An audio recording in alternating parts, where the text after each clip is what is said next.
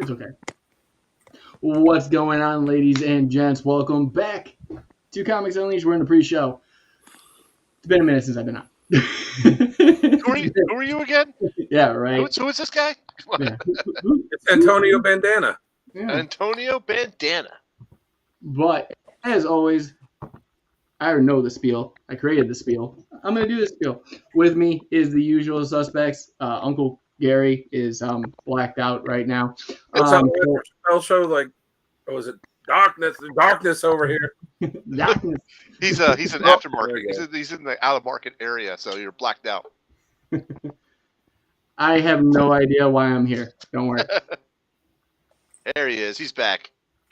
Trying to be back. I'm still having troubles. What's going on that side?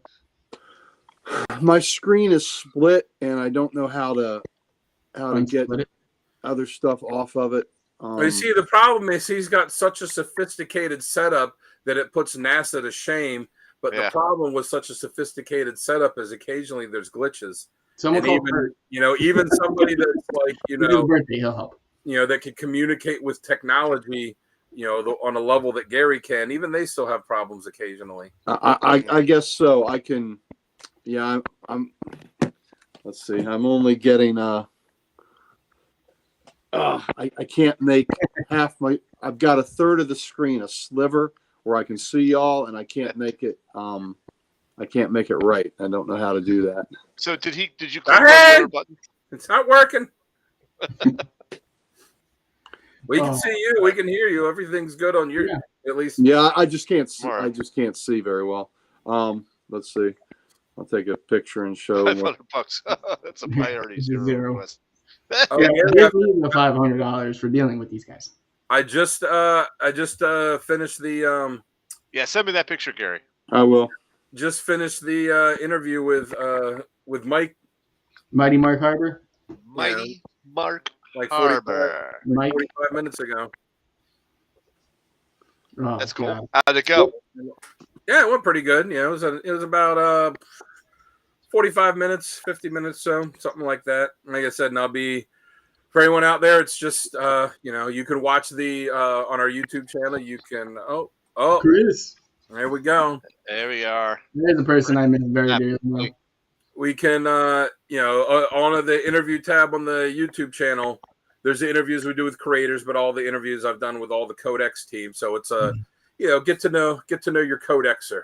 And now that I did the interview with Mike, doing a interview with Precious on Tuesday, yes, and then I'll have interviewed everyone except for me because, as I said, I believe that would be narcissistic. Yet it could also potentially be very funny. And me and Sal are gonna have a rock paper scissors duel to see who interviews Dan. I already got my questions lined up. So who do you think you are? You should ask me that. You just hit me with a question that my daughter hits me with all the time. Why are bananas yellow? No, she's like, how dare you? Like if I'll say something to tease her, she's like, how dare? She'll say it in a joking way, but I went up to say goodnight to her and what's up, Wes? I went up to say goodnight to her and my wife because my wife's leaving early in the morning for a work trip for a few days. And I went up there, I'm like, what is you watching? And she said, well, we're getting ready to go to bed. And then Emily wanted to know what the deadliest jellyfish in the world is. So, and then she's asking her, like, what are the other deadliest animals in the world? I'm like, why do you want to watch this before you go to sleep? What were you gonna say, Sal? I'm sending Gary a text. I know what he did. I know how he can fix it. Okay. Awesome. Well, why don't you just knock on his door and help him? We know that you're just lurking in the bushes outside. Oh boy! But let's get some intros out of the way, ladies and gents. As always, your host Jamie J-Dub with me, Sal, the slab guy. Sal, tell him what you do when you're not here doing Codex things. All right, when I'm not doing Codex things, you can always find me on YouTube under Sal's Comic Corner because I've got my corner right there. Come check it out. What's that? And he sits at it proudly. Yes, I do. Gary has named it the Slabatorium, and I got to go with that. So I'm here in my Slabatorium, ladies. You need to change your YouTube channel name to the Slabatorium. Slabatorium. I know. I guess I got to work that in somehow. All right, cool. That worked, Gary. Awesome. Yeah, that worked. Thank you. Awesome. Very good. You're the man. You're the man. Thanks for the tech support. Anytime, Mr. IT. I know you. Yeah, I know. It's all good. But I'm not on Instagram. I'm not on YouTube. You can find me on Instagram sometimes as the Slab Guy 77. But down below, this man right here is Dan the Kelly Art. He is the owner of Instagram. He posts Instagram. He's our in-house CGC registered artist, Dan Kelly. Look at that. Look at that swamp thing right there, baby. That is amazing. That is awesome stuff. Dan, go ahead and tell everybody where they can find you and all about your stuff. Whoops. Sorry. Put that back up. Chris's comment. It's contaminated. It's not contaminated. It is perfectly clean. It's contaminated. So sticky, we couldn't crack one of the slabs. Oh, no. That thing took 45 minutes of me being there to watch you try to struggle. I wish the other two popped right open. And the funniest thing is, he didn't even get it signed. Yes. I know. All that work for absolutely nothing. Sal gives good toe. That's right. All right, come on. Whoa, wait, what? What the hell, Wes? You're writing a book? Come on, man. Wow. I saw chlorophyll, and I thought it said chlamydia for some reason. I was like, this ain't the show, man. What are you doing? You thought it was chlamydia? Chlamydia. I read it fast. I was like, how about Wes? How about you just say, hey, guys, how's it going? It's because you asked, well, he did say that when he came on earlier, but... I know, it's about the banana thing, because you were talking about why are bananas yellow? Oh, okay, there we go. All right, Dan Man Kelly, tell where everybody can find you, because that's where we started on. Yeah, you can find me on Instagram at Dan Kelly Art. Post a few times a week. Post art. Haven't posted music in a while, but probably going to post again soon. I was actually, right before we came on, I was sitting here playing guitar. I was like, you know what? I haven't played Darlington County by Springsteen in a while. Let me figure out how to play that again. Nice. So, Chris, he's 9-2. Might be posting some of that again too. Like I said, posting art like the stuff that I have in this here, like this comic book that I am. Oh, there was a page. There goes the page. Who did he go down to Darlington County with? What was his buddy's name? Wayne. Huh? Wayne. That's right. Wayne went down to Darlington County. Nice. Looking for work on the cross country line. Yeah, ended up working on the damn road. Yeah. But yeah, so go check it out. Give me a follow. Working on hitting 1,000. We'll see if I can do it by the end of the year. Kind of stalled for a while, but I've started getting a couple more followers recently, so hopefully we'll hit that soon. But after you're done doing that, this guy beside me, right here. Yeah, this guy. Am I pointing the right way? Yes. Mm-hmm. You are. I mean, what can be said that hasn't been said before? He's doing it better than anyone else. He's not just a man. He's the man. Last year, he spent more money on comics in shops from one side of the country to the other, from one side of the world to the other, than any of us made in said year. He's the Rolex wearing, diamond ring wearing, kiss stealing, wheeling dealing, limousine riding, jet flying, styling and profiling, son of a gun, the Ric Flair of comics, the curator of the Library of Comics. Woo! That's Uncle Gary. Thank you. What a great introduction. I appreciate that. You know, when I get cocky and I think I've got a hell of a collection, then I read about a collection by someone like Chris Farrell. Yep. If you want to see Christine Farrell's collection, I sent these fellows a link to it. She had every DC comic ever made. They're being auctioned off on Heritage now. It's my goal to get one of those books.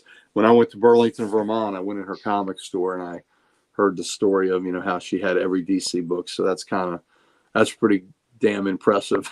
Up until she passed away in April, every book published.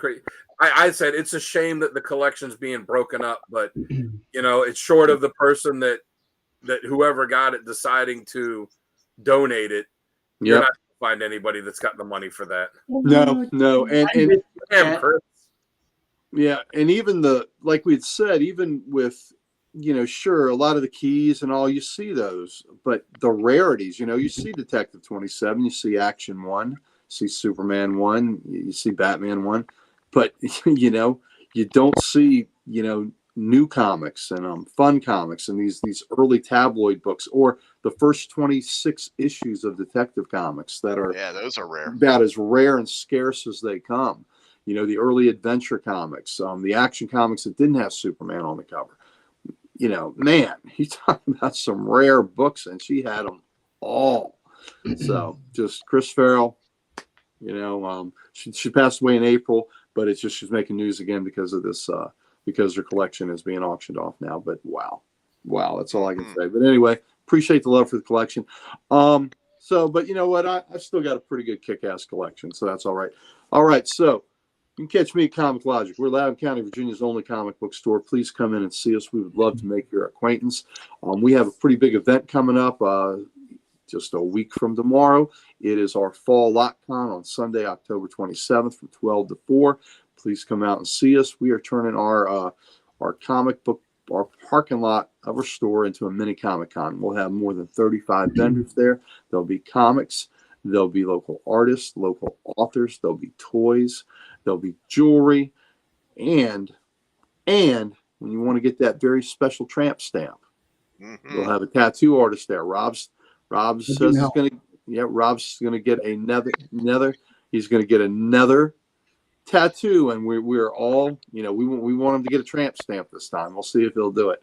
But that's we all know what Sal's going to get for his tramp stamp. He's going to get the venom, and the tongue is going to be going right into his ass crack. There you go. Well, you know that you know, we really want people. We want people to come to Comic Logic's LotCon, so let's not tell them that. If that happens and they see that, we don't want to dissuade anyone. But please come see us, and you get to see some Codex royalty there because Dan and Sal have said that they will be there. They'll be there and have their families. It's trunk or treat, so bring your kids, dress them up. The vendors will have candy to give out to them, so that's always great. And we'll also have the Comic Logic crew there, and Chris has threatened to be there, so he's mercurial. He's the one tattooing Sal. Yeah, well, that's a pass. That's on unofficial business. What he and Sal do beyond the lot common hours or between two consenting adults. No, I got a feeling. I got a feeling there may not be any consent there. Chris just may take Sal. So, but please come see us. We would love to have you. Also want to give some love to our good buddy, the Archduke Kevy, who started the Comic Character of the Day site. It is the site where we all got acquainted and met each other. And it's one of the reasons that you see us before you, because that site, you know, launched us into each other's stream of consciousness. And one of the reasons you see us now is because of that site. So, we're Comic Character of the Day. He posts a character of the day. Today it was Richard Dragon, Kung Fu Fighter. So kind of an obscure character, but you know what? It's what we're here to do. Is we're here to learn them. So I gotta, you know, whatever. Chris is probably saying some crazy shit. I'm sorry. I got to put Tim's up. Tim, if I were to get a tramp stamp, I think just stretch from one side of the muffin top to the other with the word that says the party starts downstairs. Wow. Yeah, well, you know. Tim, have you been drinking tonight? And that's the show, ladies and gentlemen. Have a great night. Well, wasn't this the birthday show of Graceland? Isn't this Graceland's birthday tonight? This is Graceland's birthday, so happy birthday, Graceland. Graceland's birthday, and he's talking about getting tramp stamped. Graceland, happy birthday.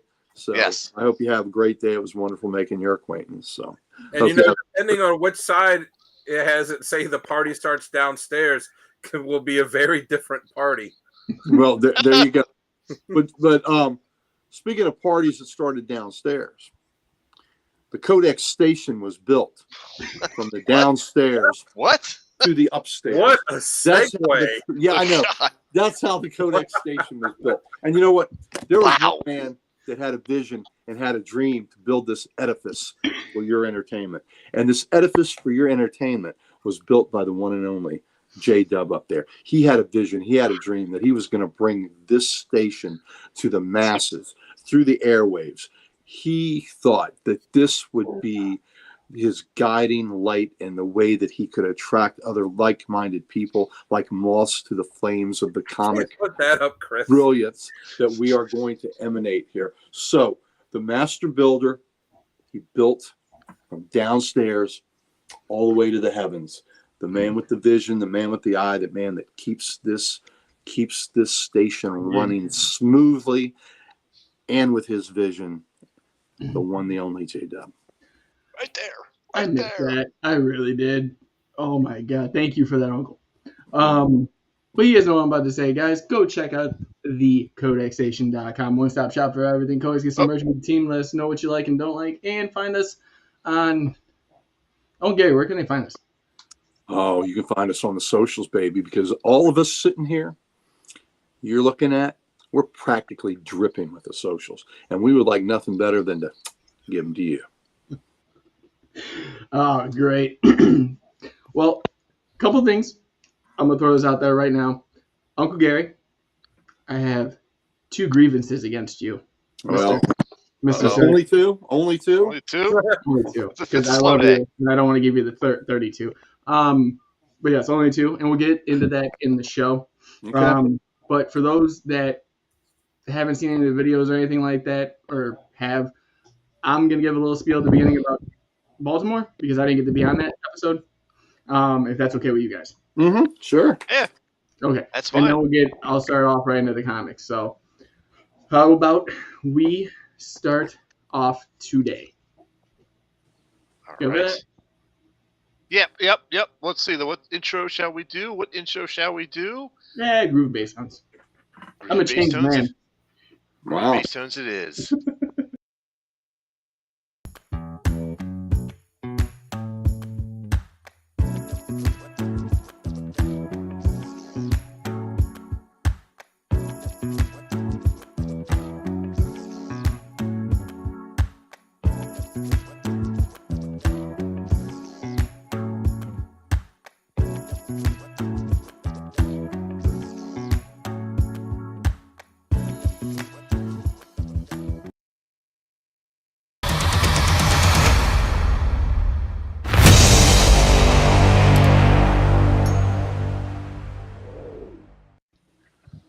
What's going on, coders? Welcome to another episode of Comics on Unleashed. I'm here. I'm J-Dub. I missed y'all. Hope you missed me. Probably not, but I sure did. With the normal team back at it again. Sal, Dan, Uncle Gary. I miss you guys. Well, we missed having you. We wondered if you were ever going to come back to us. Yeah, no, I was coming back. It's been a crazy month and a half. Well, come on. What could have actually happened? That was that. Yeah, what was so crazy? I mean, was there anything life-changing? No, there was no life-changing event. Oh, wait, there was. Then you got to show up. Well, there you go. I got it. Yes, but... Oh, did she check the yes? Yeah. Is the yes checked on there? Well, oh, she put maybe. Maybe. Okay. Well, she put maybe. Under a condition. Under a freedom. She wrote a new box and wrote TBD and checked that one. Yes. For those who don't know, I did get engaged. Yeah, she said yes. Great time.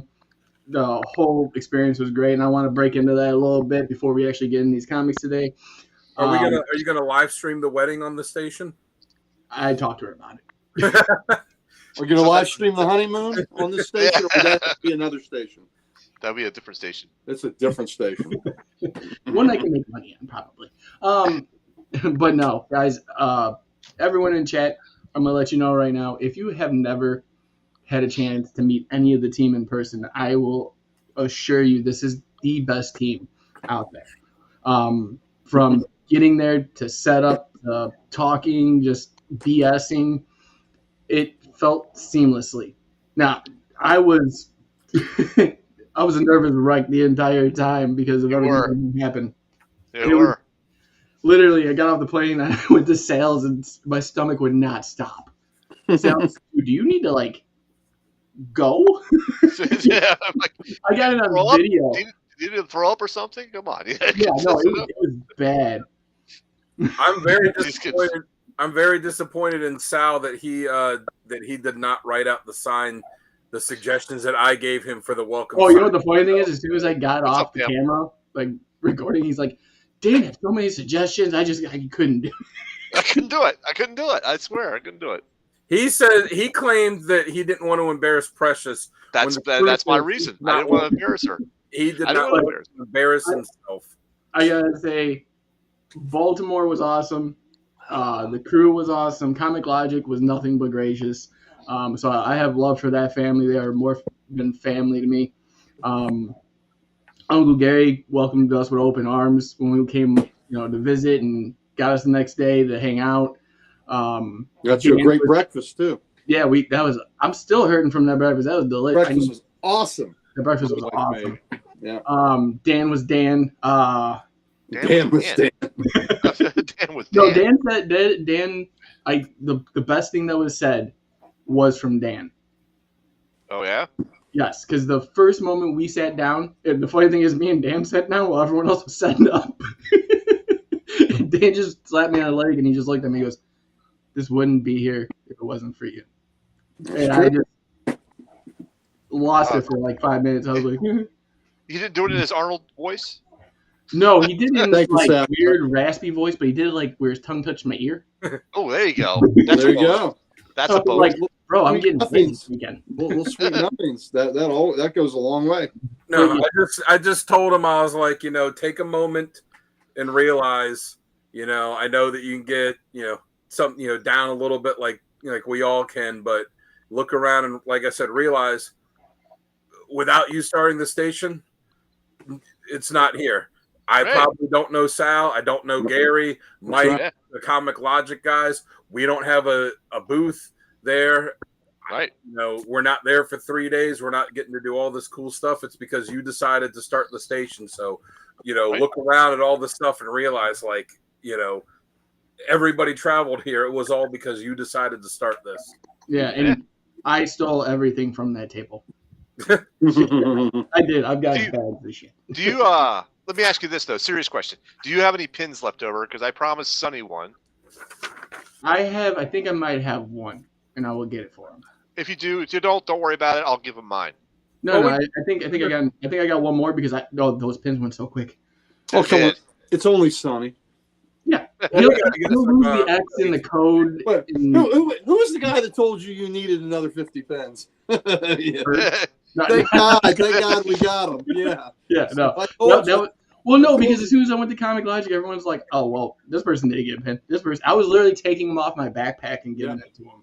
Yeah. But no, Baltimore was an awesome experience. The con was an amazing experience, and I didn't have the heart to tell Uncle Gary something in person. Oh, well, here we go. And I waited till we were on live stream. There's a difference when you asked me how it compared to C2E2, right? Mm-hmm. The best way to describe it is Baltimore champions the artist. Okay? 1,000%. Dude, the booths they had were unbelievable. Man. Like, I've never seen anything like that. Like, they were bigger than my room, like, booth-wise. The thing was, though, C2 has so many people, because I looked it up, it was over 500 different creators. Wow. Yeah, but they're so close together that I feel like it doesn't, like, I don't hear any of them complain. Like, I talked to Deegan, if you remember, he was, like, at the end of our aisle. He was a cover artist, and I bought a bunch of prints from him. Right. He even said, he goes, people give C2 a bad rep. He goes, because it's part pulp culture, but he goes, you don't realize how much they bring in talent. Like, he goes, you see this room right here, and he goes, there's big names, and they all have this big area. He's like, if I'm at C2, I don't have what's behind me or in front of me. He goes, I have a table with my name on it and maybe a banner, and that's it. He goes, but everybody that I talk to loves that event. The only person that said something different was Tom King, because he always is like, I love Baltimore. I will never miss one. Well, he lives here too, so. Well, he lives in D.C. too. Yeah. Him But and Phil Johnson, this is their home turf. Yeah. But yeah, for me, the biggest thing was it was comic oriented, But I did notice that a lot of the vendors that were there were ones from C2, and I think I brought that up to you because Victory Comics was there every year I went. Victory Comics is in Virginia here That's too. that's why me and you both were kind of looked at each other like, yep. And it's the same guy who runs it, so I was like, oh my god, like I know these people. Yeah, he's actually a operative in the Democratic Party. He does a lot of work with them. But yeah, Jeff Weaver of Victory Comics, and they're in Falls Church, Virginia, which is a county over from where we are here, or where Comic Logic is. Yeah. Yeah. The only bad thing about C2 would be it's so big that you kind of get deflated on the comic hunting aspect because there's so much to see. I hear that. There's so much sensory more. Overload. Yeah, it is. Like you walk in, and I believe C2 went to aisle-wise. It went to like 1,200, I believe it was, or 13. Wow. Right? C2 is up to 28 aisle 100 with just massive, like huge. So being there, because there was a funny story. I called my brother actually about it. I go, yeah, they told me Saturday is like a madhouse, and he goes, yeah, how was it? I was like, it felt like a Friday there, and he goes, get the out of here. I was like, yeah, dude, I could dance in the aisles. Like if I wanted to, but as for it was not as big a turnout this year as it. Yeah, it was down. It definitely was down. Yeah, I'm not knocking Baltimore because honestly, I'm gonna choose Baltimore when I don't see myself going to C2. Baltimore is a lot like Baltimore was modeled after Heroes Con. Yes. Which is the one in Carolina, which is about the writers and the artists and the books. Yes. And you do see a lot of the same vendors because they all go to the bigger shows. So the guys that you saw at Baltimore that you recognize, that's because they go to all the big shows. They travel all the way across the country and do that. Yeah, and it like I said, Baltimore, we're coming back. There's not a doubt in my mind. We already talked about it. We'll be back. Maybe I might try taking some sleeping meds on the plane, but other than that, yeah. Second thing I got to talk to you about, my mentor, you showed Precious a way of your organizing skills. So I'm going to show you something. I told myself, and I told many people on this show, I will never put anything in a Silver Age board and bag in my life. Yeah, so Precious got all these from me because she said we can save space, like Uncle Gary. So thank you for that, because now I got to go through my whole collection, because once I start something, I go all the way. So you're going to put them front to back? Yes. See, and I'm the opposite. I have since I've, in the 35, 40 years, whatever I've been collecting, I've done it I have it all. I've always put them like front to back, and I'm in the process now of switching it where it's all going to be one book per bag and board. Yeah, no, we're doing the opposite stuff. When he showed her how he had the full series run done, she's like, we got home and there's a package the other day, and I was like, what's this? She goes, 400 bags and boards. That's good enough for 800 comics.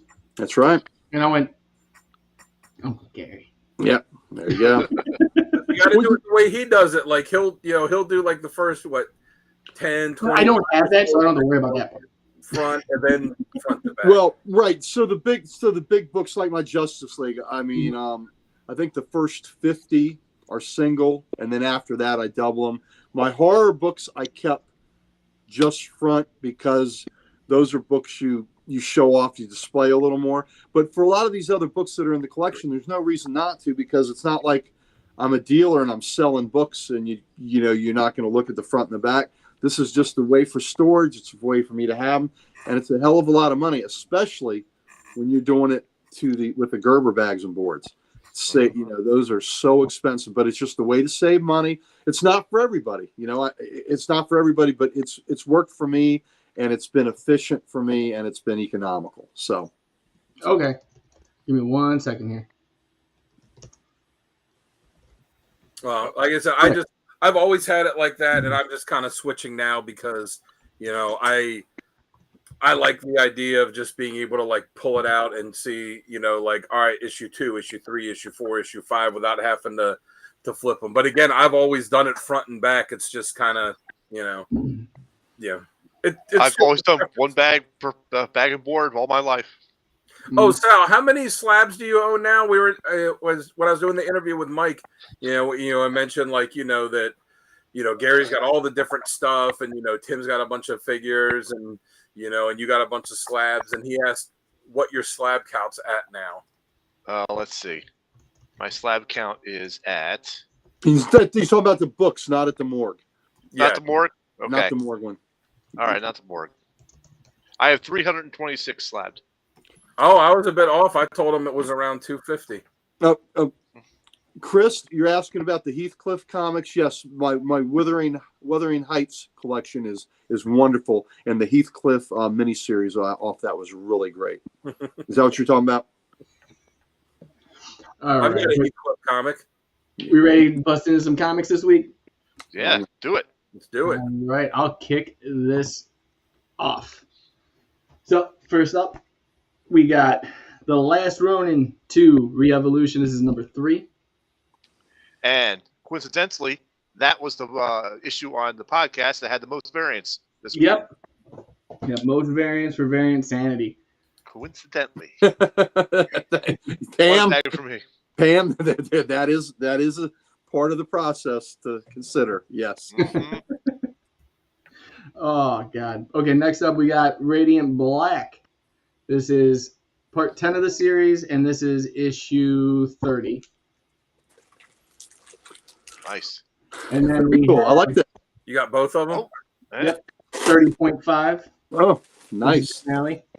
And it's very good. it's the last one where they're doing the 2 issues a month thing. Yeah, for the Catalyst War. Which thank God for that.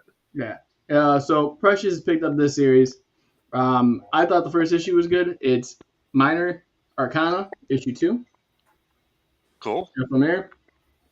And then House of Slaughter, number 26. That's a cool cover.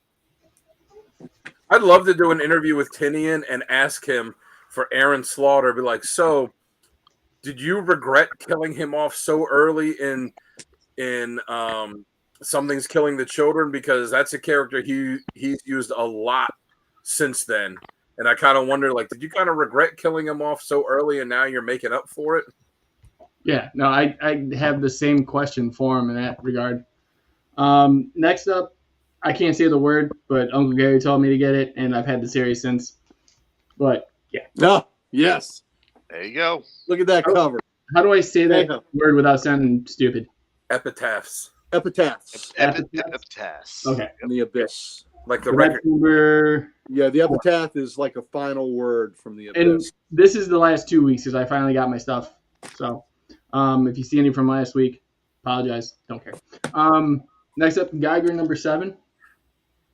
Oh yeah, that's the cover. That's kind of it changed the trade dress to it just a little bit, but it was a great cover. So I got that. The A cover that has a different logo, but the B cover has the normal logo. Yep. Right.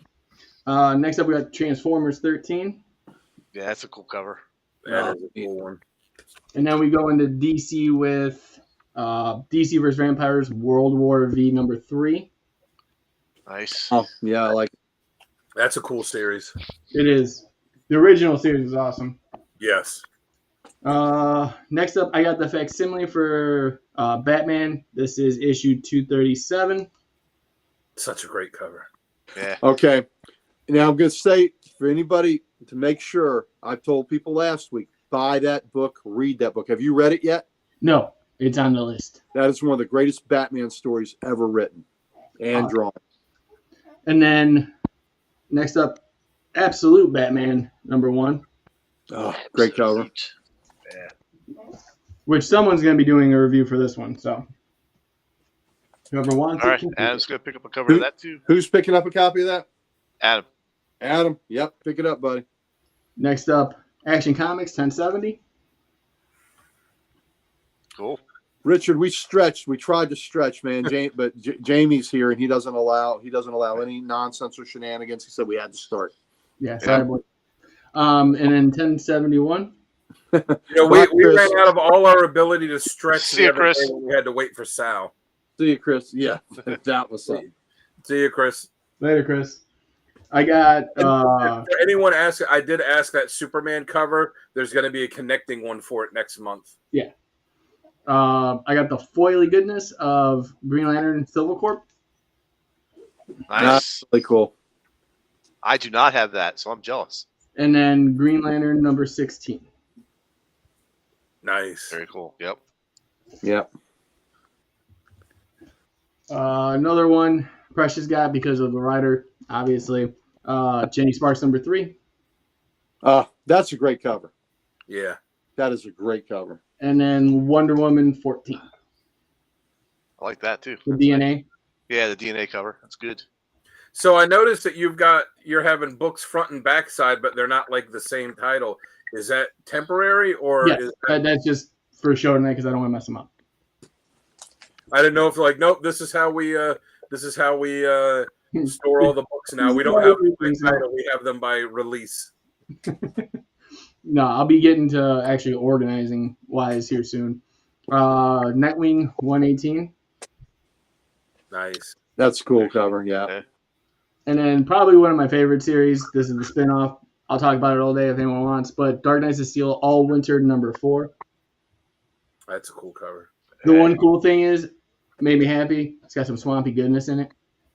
That series is a really good. That has been a really good series. There's a backup story with Jonathan and Martha Kent that's very interesting. Really good. Hey, Jonathan and Martha. That's very interesting. Titan 16. Nice. Nice. Yeah. Oh yeah. And Is now that we that's the new issue, the All In yeah. with the new creative team. Mm-hmm. And then jumping into Marvel, we have Spider-Man Black Suit and Blood number 3. Yeah. Cool cover. That's a great cover. That is spectacular. Spectacular. I saw what you did there. Mm-hmm. Because I don't take enough pain anymore. I have all the X titles on my list now. So, except for X-Men number 2. I read the first issue of that and enjoyed it. I've not read the second issue yet. Yeah. Jamie, are you becoming an X-Men fan? No, I'm becoming depressed. No. But no, actually, I'm trying to get into X-Men more because I never gave them a real good chance. Like I've always just every story I read is Scott Summers crying, and it just hurt. So I didn't want to do it anymore. But next up, the Amazing Spider-Man 59. Yep. Oh, That was a good fight. That was a good fight. That was the fight with Tombstone, Gary. Mm-hmm. Yep. Yeah. You know what? I enjoyed that book. I did too. I feel like I'm stabbing Tim in the back by saying I like that book. But yeah, that was a great fight. All right, but we got Fist of Khonshu Moon Knight number 1. Well, if you stabbed him in the back, just make sure not to get him on his Mr. Fantastic Tramp stamp. Yeah, There you go. go. That Moon Knight, he looks like Don't he's call me. I'll have to hear about it. Don't do that Moon Knight looks like he's getting ready to put that thing up somebody's ass. that. Yes, Yeah, I mean, look at that. Like, yeah, it's up your ass, buddy. coming right at you. It's going there. Yep. All right. What did Tim say his tattoo was going to say? Like the party starts down below. Yeah. We got the Spectacular Spider-Man number 8. That's a cool cover. Another facsimile because Uncle Gary told me I can do these and I'm allowed to as a collector. The Amazing Spider-Man 261. Oh, that Charles Vess Hobgoblin cover. Yes. Is amazing. And then we have Avengers Assemble number 2. Nice. I've enjoyed that book so far too. Good. We have Ultimates number 5. Very good. And then Venom 38. Yep. That's a cool book. cover. You know there was that Venom War series or crossover they're doing now that there are actually tie-in books for it that Sal is not buying. I know I'm shocked. Wow. But Be shocked. The Uncanny X-Men number 4. Nice. That's cool. Then we got Some Wolverine number 2. I like this cover. That's a great cover with Wendigo. Yep. I wasn't able to get X-Men 4 because they said almost all the copies showed up to our shop damaged, so they're having to put it back. They're having to get new ones and put them in the boxes next week. Listen, if you don't get a new one, let me know because I accidentally bought 2. Okay. All right, and my last book to show, Ultimate Spider-Man number 10. Nice. I love that cover. That's a Yes. good one.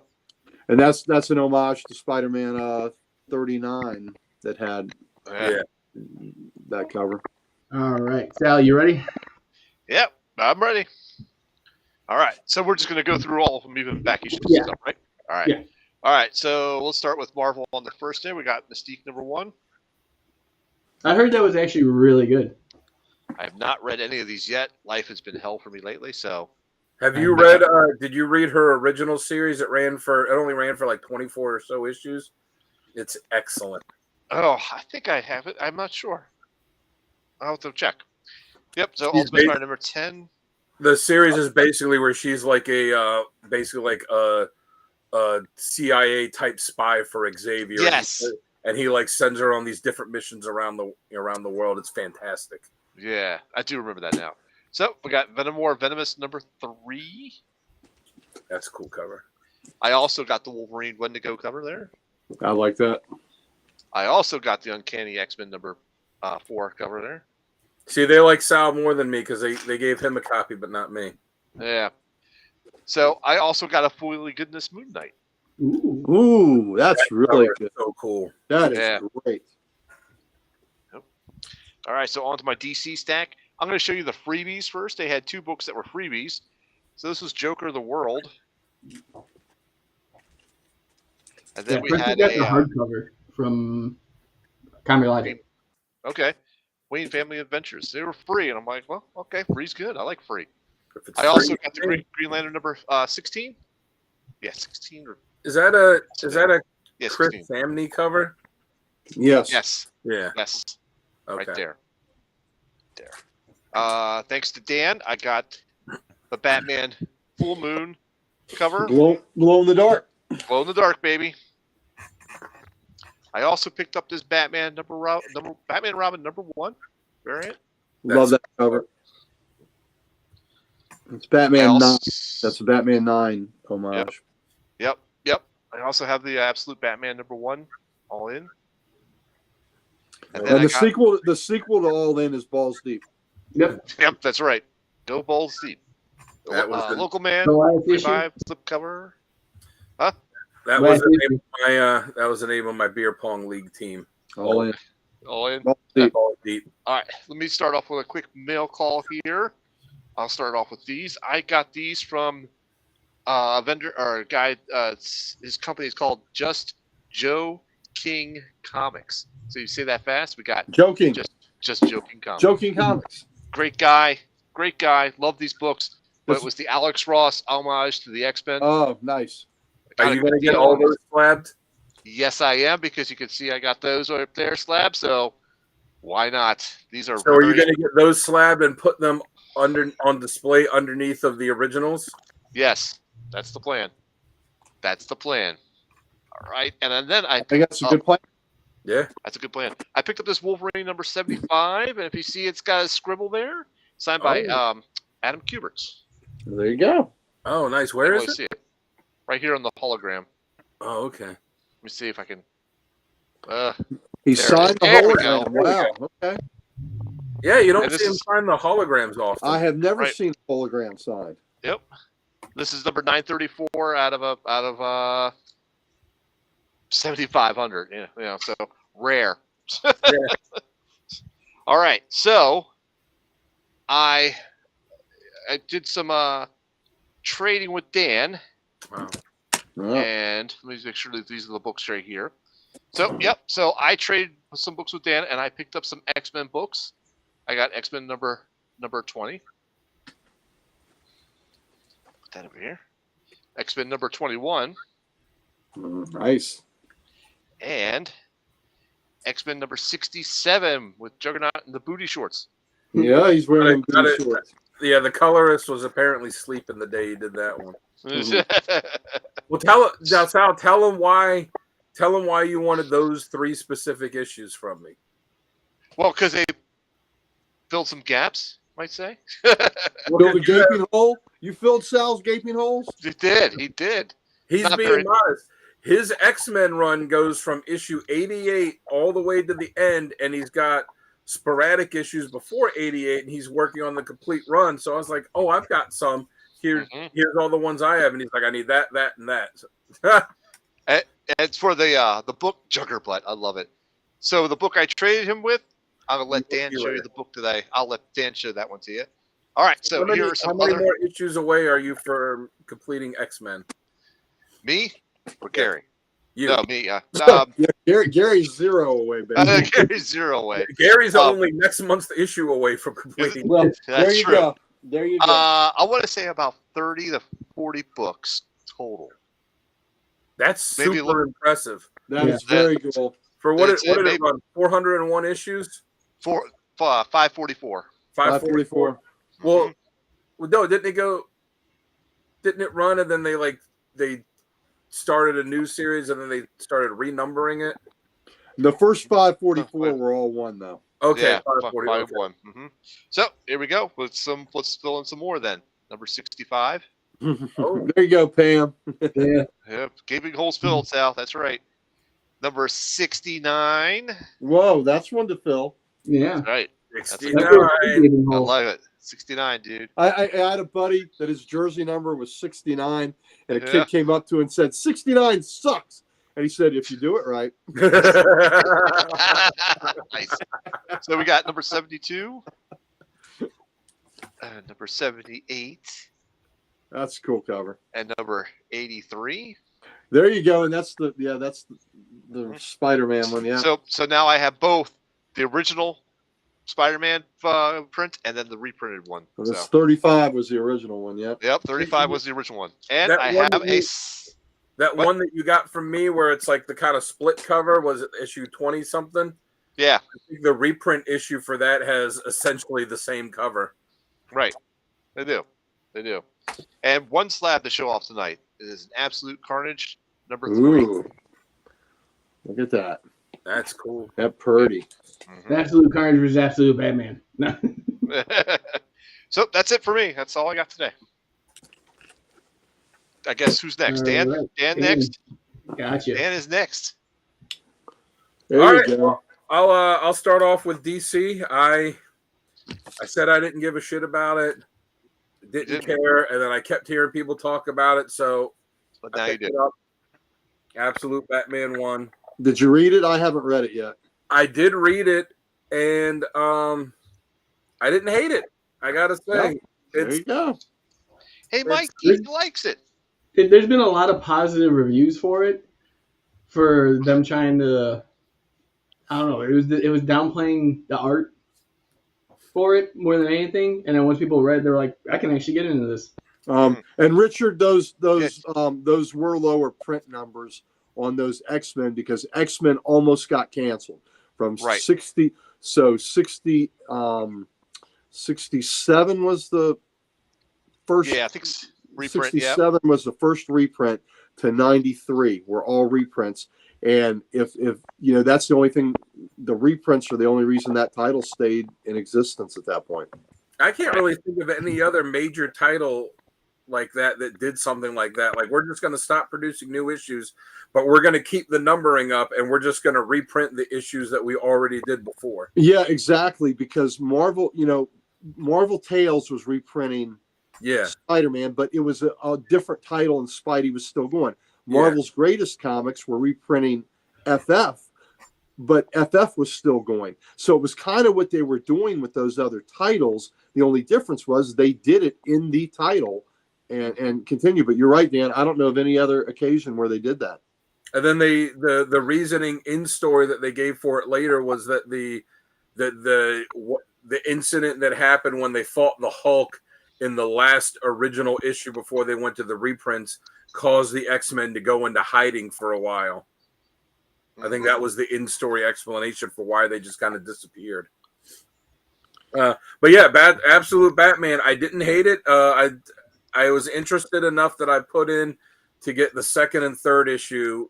You know, that I reserved them to read them. It's one of those things. It's like I like the story. I'd like it better if it wasn't called Batman, because it didn't really.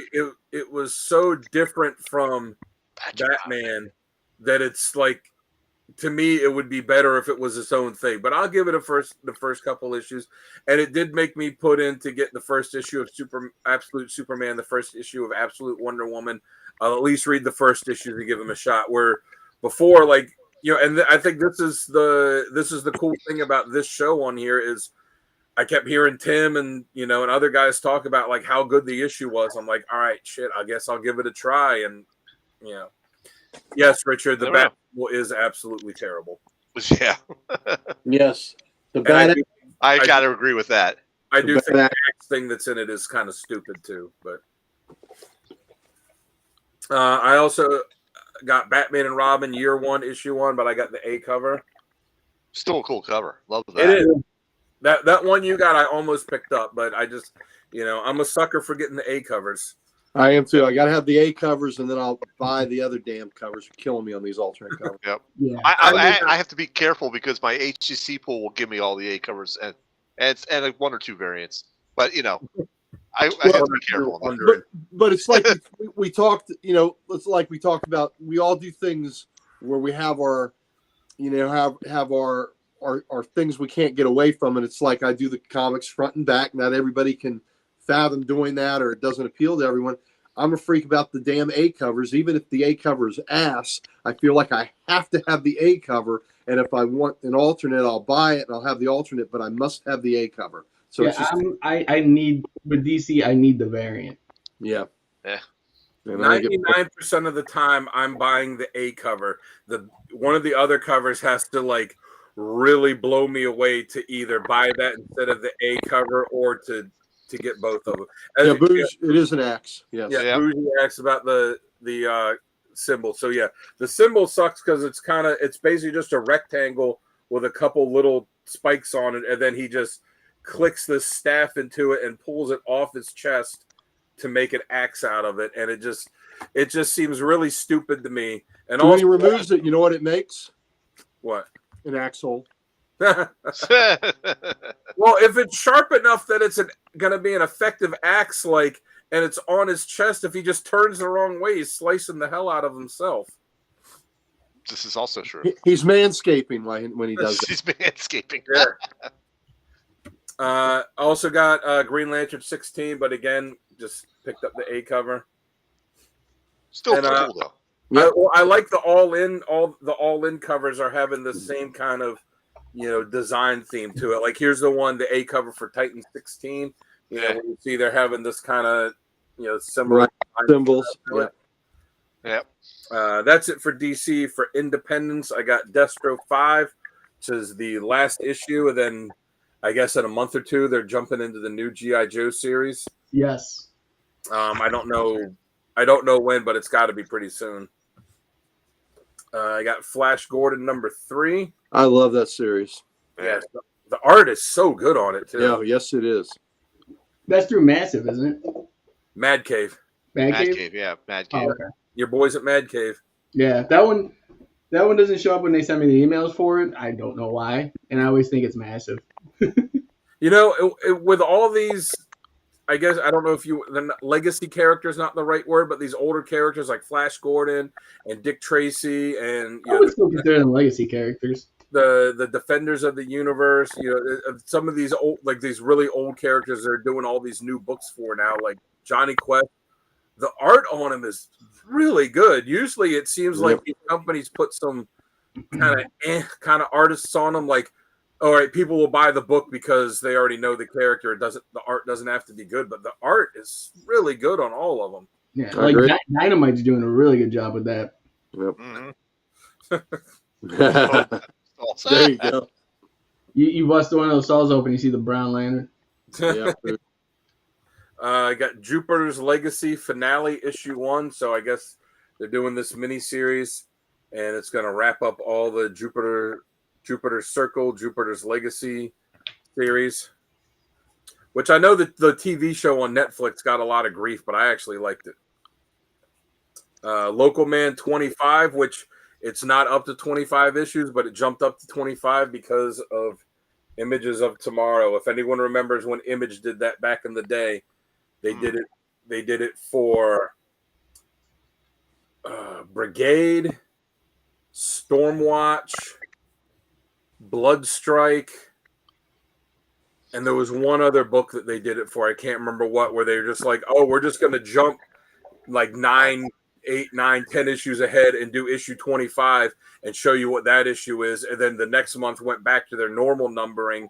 Oh, geez. You're like, okay, well, now I got 10 issues to figure out how you get from where you're at to how you get to that. And, you know, it was kind of cool then. So it's, again, I keep saying, if you liked 90s Image, this is the book for you. If you like 90s Image or you like small town crime noir stuff, this is the book to get.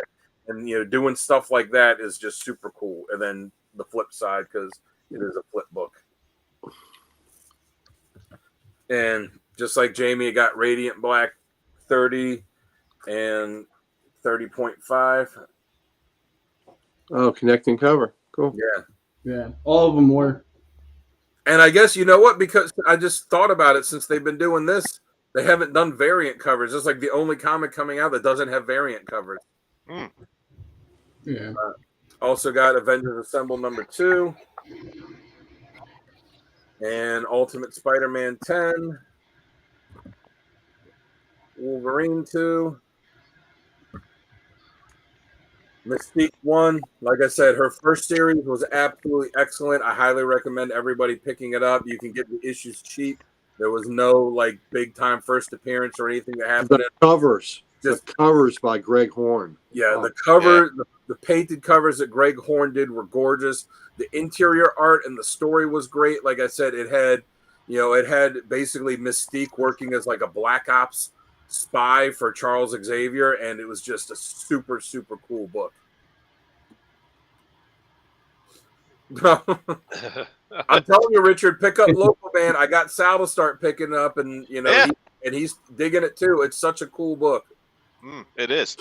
Listen, but Local Man's the comic. Don't go by picking up Local Men.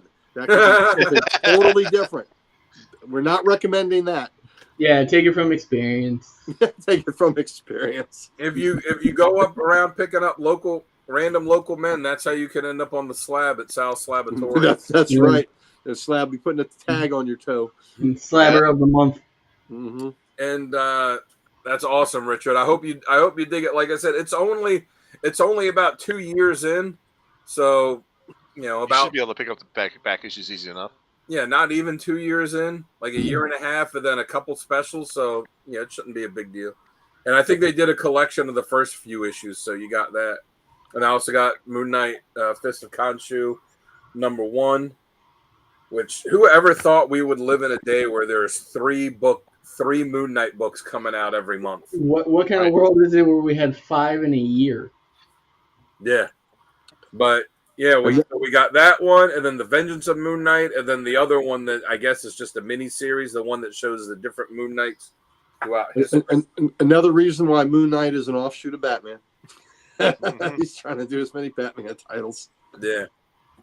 You know what? If it's not your local shop, I'd say, check out, order it online. Hey, you're gonna be a little upset, Dan.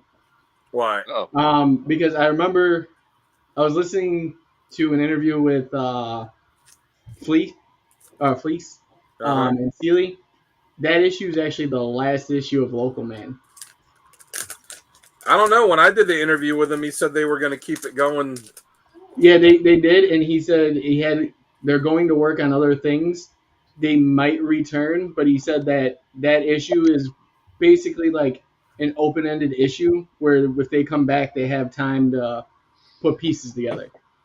They'll come back to it, I think. I think so too, but he was saying it was hard doing that independent comic when now he's doing stuff for like Marvel and DC, and they're paying more, basically. No, I can't really fault him for that. No. Oh, I want to say also. Now you're like, who's spying on me? Yep. Pam, be careful. Be careful. Pam, I hope you had a wonderful birthday.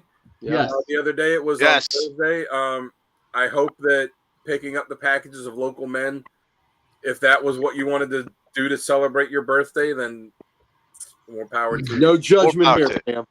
No judgment here. This is a safe zone here, safe site here, huh? That's right, safe zone. Yeah. Yes. I also, I guess it's a new thing. I just got in the mail as a Kickstarter I backed for the hardcover Impossible Jones Volume 2, the Impossible Team Ups. So, Impossible Jones did a short graphic novel on Kickstarter, and then they did 4 team up books. So this collects which I got all of those too.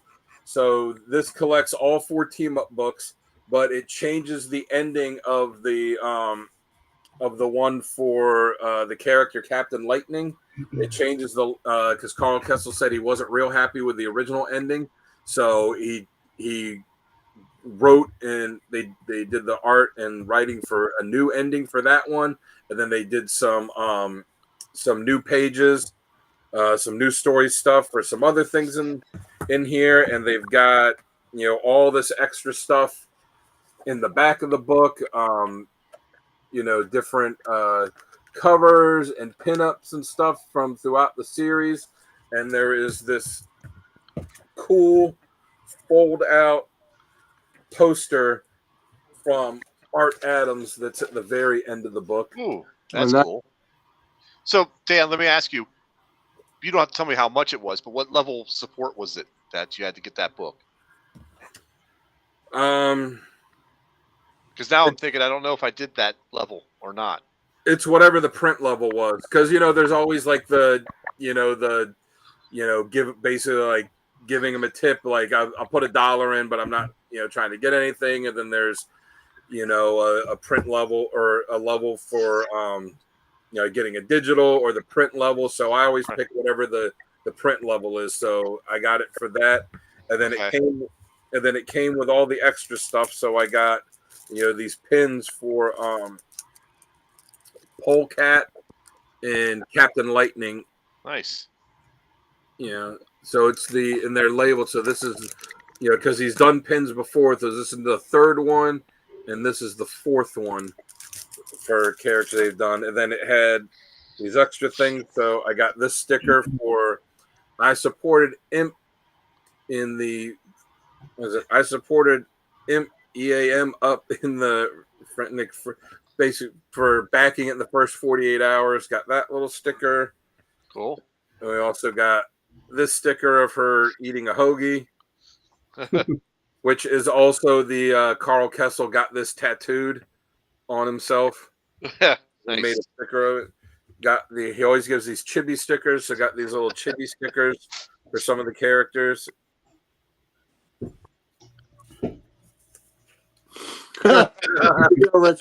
Richard, you're hilarious, Richard. We tried to warn you, Richard. And I also got the little, this little thing for.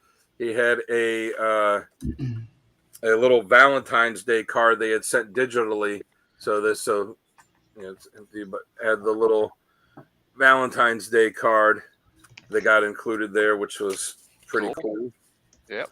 So that's I like it because obviously the stories are great, which is the main thing that keeps me coming back to buying them, but to backing them.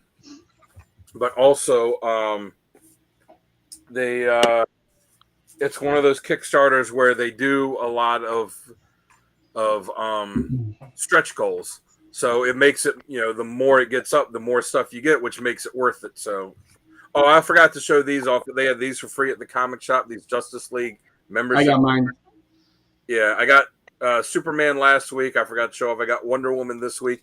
Apparently, they had Batman the week before, but they said they were all gone by the time I got there, so I didn't get that one. So I had Batman. Theo carries Batman card around like he's going to the Watchtower. Nice. Well, if anyone's got a Batman one out there and they would like to send it to me, I will take it. And then as Sal said, I also, I did that trade with him because he needed those 3 X-Men issues to help him with his run. So he traded me one of his X-Men 266s. It's the CGC 5.5, the newsstand, the Mark Jewelers one. With the problem is it's mislabeled because it says the first appearance of Gambit, but we all know that this is really the second appearance of Gambit. That's right. Yeah. I have to agree with you on that. Yeah. So I traded Sal those 3 books and got this one in exchange. So I think it worked out pretty well for both of us. Yep, I think so too. I thought it was a pretty fair deal. And it was funny because like a couple days before that, I think I showed it off last week. The shop had a copy of 266 for sale that they just bought in a big collection. They had it for $8 because the corner of it has a big tear in it. And I'm like, shit, I'll pay $8 for that. So I went from having no copies of it to within a couple days having 2 copies of it. Yep. So that's it for me. All right. Well, real fast, talking about charities, goals, and giving away. Sal, why don't you tell them about Heroes for Heroes? All right, Heroes for Heroes. This is a great charity site. There's an auction, or I'm going to say a bidding auction going. It's about to start in about a month. I want to say about Veterans Day. I believe is the day that they're going to start it. This is Richard, brought to you by. More, drop it in the comments. Yep. I got the link for it too. I'll drop that link in a minute. Let me give you a little spiel about Heroes for Heroes.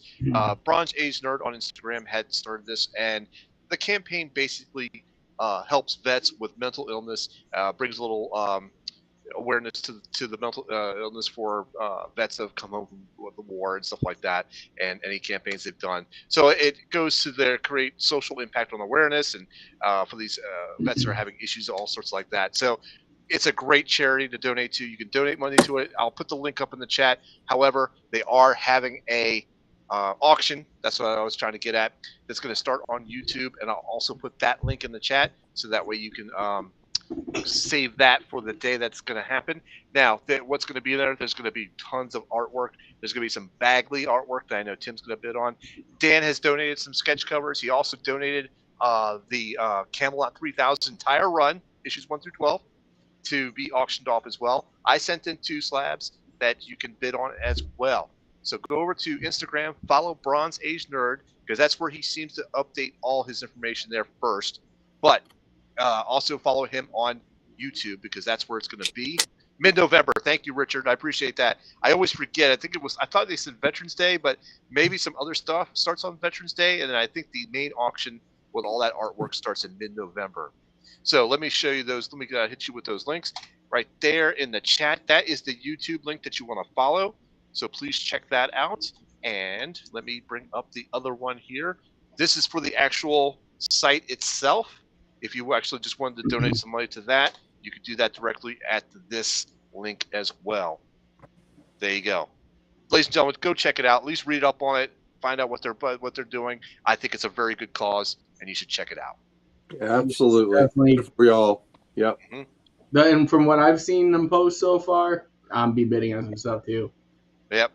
They got some awesome stuff in there. Yeah. They got the Zdarsky did a Spider-Man form. Oh yeah, that blew my mind. Yep. Yeah, that was really nice. Mm-hmm. But as I say, last but certainly not least, Uncle Gary. All right, let's see what we got. First of all, let me give a shout out. Shirt I'm wearing here has a fellow on it named Daryl Green. Yes. Getting his jersey retired tomorrow. He's a Hall of Famer. For those of you that think the first shutdown corner was Dion or Revis Island, You're wrong. It was this guy, Daryl Green. It was Daryl Green, commanded the whole half of the field. So, and the fastest man in the NFL for many, many years.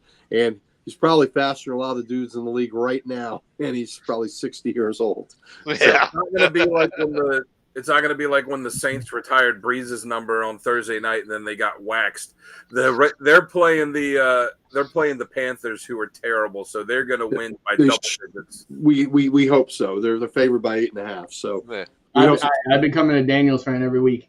Oh man, he's something. I tell you. What we would do in the past 10 years or so, is sometimes we would play up to the level of competition and defeat an undefeated Philly team or an undefeated Steeler team like we did a few years ago, and then the next week play somebody sorry and lose to them. So if we continue this with the new era, we should not have a letdown after playing a great team like the Ravens and, being very competitive on their home stadium and then come and lay an egg. So, if we're still righting the ship here, we should have a nice victory tomorrow. But you got to play the game. It doesn't just happen. The NFL. So anyway, Darryl Green, my man, is on this side. And Hall of Fame, he went in 2008 with Art Monk, who's one of my other favorite receivers, both of them class acts. Yep. So, absolutely. Matter of fact, the Darryl Green story here on the Dulles on the toll road out here in Virginia, a buddy of mine ran out of gas, and this is in the 80s, and is walking, and a little VW bug pulls up next to him, picks him up, and it's Darryl Green. And Darryl Green takes him to the gas station. He didn't have to stop. He didn't have to pick him up. And I have a signed little piece of paper that says Darryl Green, that my buddy got that for me because he knew I liked Darryl Green a lot. So cool, class act, great guy. So Darryl Green, congratulations, brother. Nobody's going to wear 28 in a Washington jersey ever again. So you earn it. Another little quick shout out on Monday is my beautiful wife's birthday. So happy birthday in advance. Happy birthday. Happy birthday. Yeah. Happy birthday. Sweetheart. Did we say something for? Did we say something for Tim? Or not? We did in the pre-show, but we can do it too. Yeah, Graceland. Yeah. Did we? Graceland, happy birthday from the main show. But my lovely wife, who you all have met, she is a rock star. She's a great person. Absolutely, and she's as beautiful as she is, she's even prettier with the glow of being a great person. So segment's over, Pam. Yeah, it's over. It's over, Pam. I'm sorry. When we stretched the other night, Pam's like, she was too busy looking at her local men to. Yeah, or local men. Well, local men play sports. All right, so let's go with Marvel. Let's go with I got this big Epic Collection FF. This cover is to FF 175, I believe. This was the first Fantastic Four I bought off the rack. There you go. Nice. And so I started collecting at 170. So that would tell you that I had a 175 up. But, of course, I went back and got the other 174 issues. I have them all. But this collects 168 to 191 annual 11 and Marvel 2 and 120 and annual 1. So, anyway, these Epic collections are a great way. Oh, that was 176 with the Impossible Man. What a fun character. But a lot of this is early Perez art in here. Yeah, it is. So it's really cool. But these Epic collections are a great way to get these books, and of course, Gary. What do you say? Happy birthday, and Gary. Thank you, appreciate that. So he shows the covers, everything else. So Epic collections, I recommend it. Now for single books, there we go. Marvel, or Daredevil, The Woman Without Fear. I guess that'll wrap up that mini series. When they made her Daredevil, I thought that was only going to last a short time, but it's stuck pretty. It has. Now the two of them running around. So there's the Uncanny X-Men 4. And Dan, let me know, or I can just hold this for you since I'll see you at LotCon. Well, they said that they're getting them in next week, and they're putting them in all the boxes. So if they don't have one in my box, then I'll pick that one up from you. But okay. But I'm pretty sure that I had subbed it. So you probably did. All right. There's that Ultimate Spider-Man 10 that we've seen. The Avengers Assemble. I read issue 1 and really liked it. Happy to see Wonder Man back on a roster of Avengers again. So that was so great. Issue 1 where they're all sitting around just playing poker, waiting. Loved it. Yeah. Mm-hmm. There's the alternate cover with Wonder Man on it. I see my boy Hercules there too. Yep, sure is. Crypt of Shadows. Oh yeah. Mm-hmm. The anthology. I heard that was good. Yeah, I'm looking forward to it. Blood Hunters. Very cool. There's my Marvel. Let's go with my Independence. All right. Well, All right, I gotta be careful with this. Okay, hold on. Oh, there we go. Penthouse Comics, number 4, I guess. So, or 5. It's issue 5. Hold on. Doesn't All right. matter. Anyway, sexy redhead. Can't go wrong there.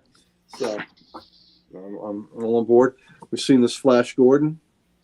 Yep. Mm-hmm. We almost saw Flash Gordon, but you You covered. almost did. You saw some But- flesh. Saw Just some figured flesh. it in flip. You covered her up. Minky Woodcock.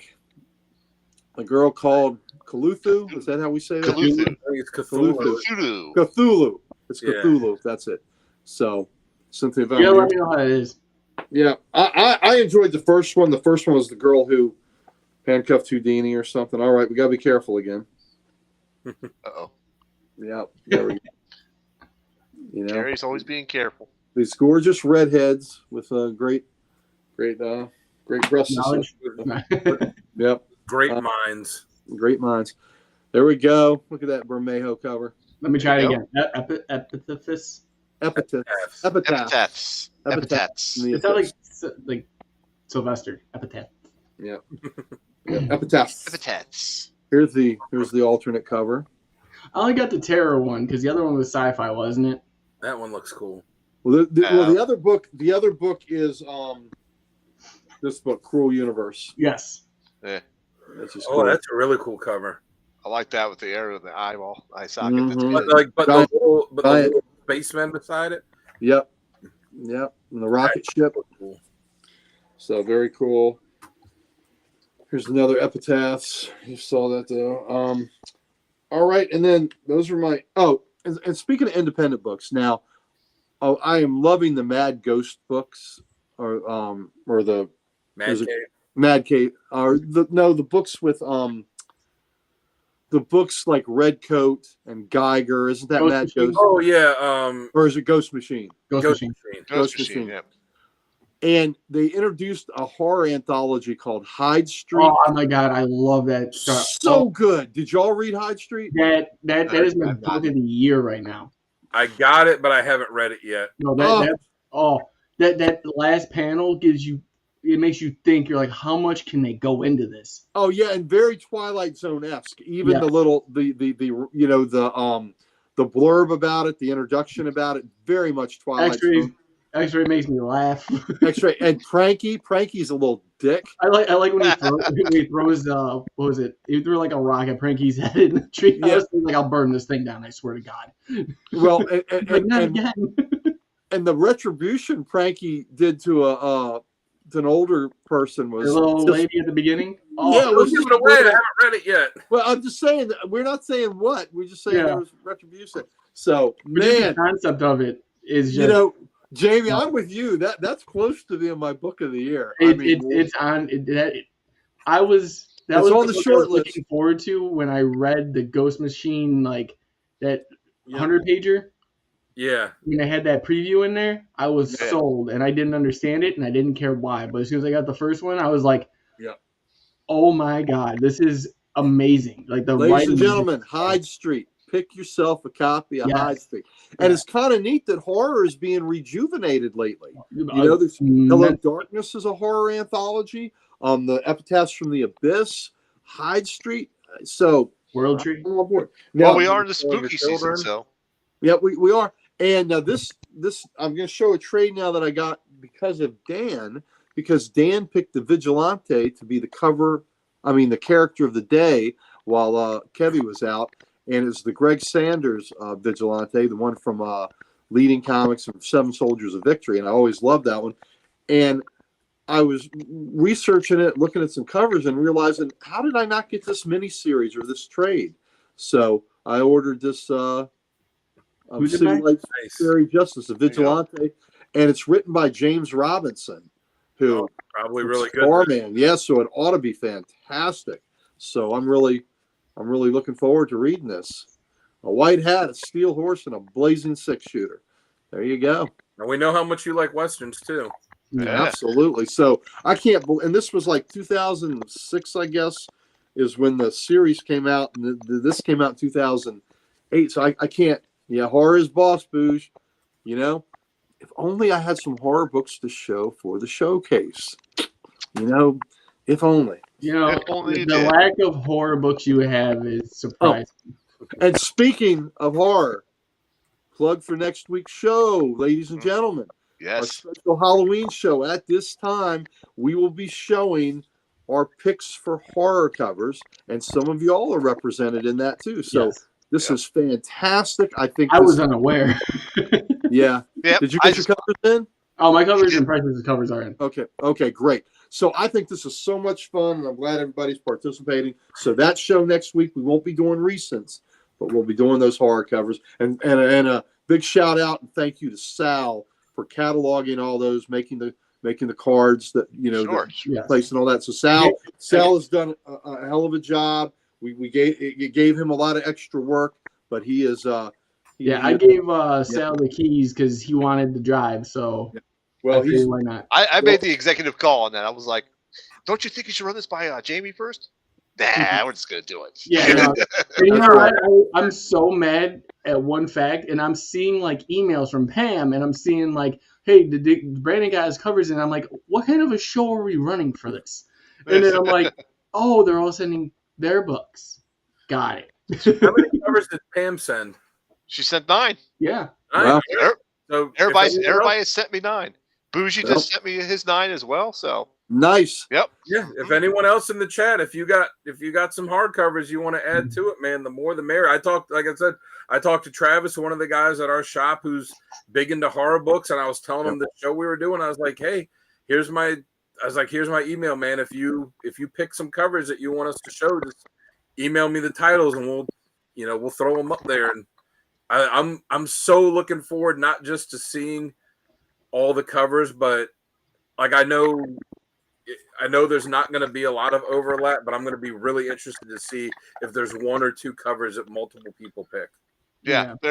I'll say yes. You know what? There's one I know Uncle Gary's gonna put on his, and I couldn't bring myself to put it on mine because I knew what it meant to him. So I was like, I can't. You can put it on yours. I may not have picked it. I think you did.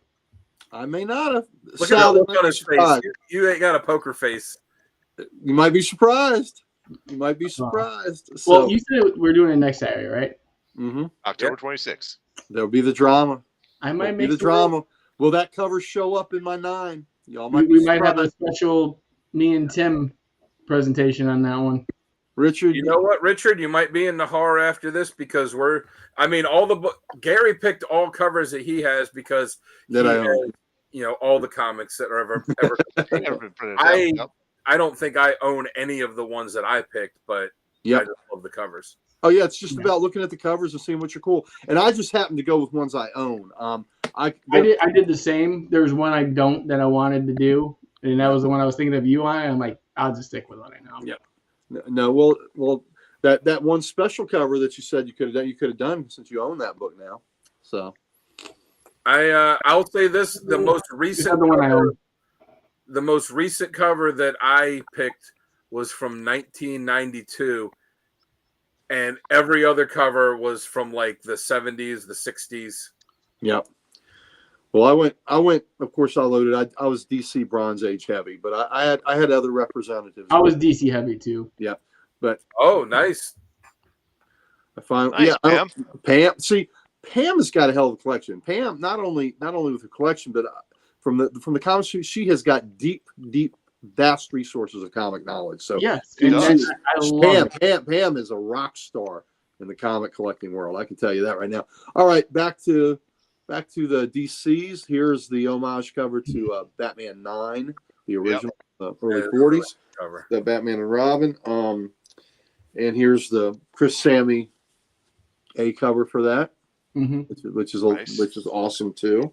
I also got the Full Moon Glow in the Dark. So the fellas at Comic Logic have read this and said it was a pretty good story. So the art seems pretty decent. Yep. Booze. I've made a Cardi convert out of Booze. This is awesome. Yeah, you'll see Cardi will be represented in mine too, Booze. And Booze, have you looked up Batlash 8? Batlash 2. Batlash 2. That's such a great cover. Batman Full Moon. It's not a horror cover, but it was one of Nick Cardi's favorite covers. That's cool. Batman Full Moon. I think this is fantastic. I love this. Yeah. Oh, that's really cool. That's nice. There was also a Foily Goodness version of this that I didn't get. Now I love the different phases of the moon here, right? and see how it starts up, and then gets to the one where it's an eye, and then that's where the full moon is displaced. And then it's waning. Do you think that that foilie is still available at your shop? I don't know. I can try to find out tomorrow. All right, I appreciate it if you did. Yep. All right. I'll see if we got any more. There's the Titans. That's cool. And also got the Titans Trick or Treat cover. That's pretty cute. That's pretty cute. Mm-hmm. By Kelly Jones. I got the Nightwing. Fallen Grayson. That's been such a good series. And this was the last of these covers by Nicholas Scott. Yeah. They don't have those at my shop, and it's pissing me off because I wanted all of them. They're great. great. I love how they have the butt shot of them there. Yeah. That's such a Nightwing thing. This is a very cheeky cover. Yeah. So there you go. Cheeky cover. I see what you did there. Yeah. See what I did there? I've been digging those old horror covers, but I'm going to look it up. Oh yeah. Yeah, Batlash 2. It's not a horror cover, but it's one of Nick Cardy's favorite covers he ever did. I love that cover. It's a Western cover. There's the Green Lantern. Yep. Great cover. All in. This book, so freaking good. Oh my god. I can't rave good. about it enough. Yeah. The main story is great. Digging through it. The main story is great, and the backup story is fantastic. With a Jonathan and Martha character that's really characters that are. I love the use of colors in that. I do too. Catwoman. She got a whole Power Girl thing going on here. Yeah. About to fall out. Meow is right. World's finest. Darkness Meows Fall. anymore. Meow. Action Comics. I think that's a neat bug cover. Yep. There's Wonder Woman with the all in, with the logo, and then also the Kelly Jones variant. Yep, very trick or treat cover. Love it. Then I picked up this X-Force trade, because it had, this is the X-Force that had resolution of the Beast saga where they, look at these great Avengers right there. Look at those. Beast and Wonder Man. I only see Avengers, one Avenger. There's two Avengers right there. Look at I only see one. One. Yep. I the see X-Men. You need your X-Men license prescription fixed. He went to his best friend Wonder Man for help. His X-Men didn't want. You know what Marvel should do? Marvel should do a new Heroes for Hire series, but instead of Iron Fist and Luke Cage, it should be Wonder Man and Beast. That would be great. That would be great. So that, ladies and gentlemen, that ends this segment. Unless you want to see that Penthouse cover again without me covering anything up. Yeah.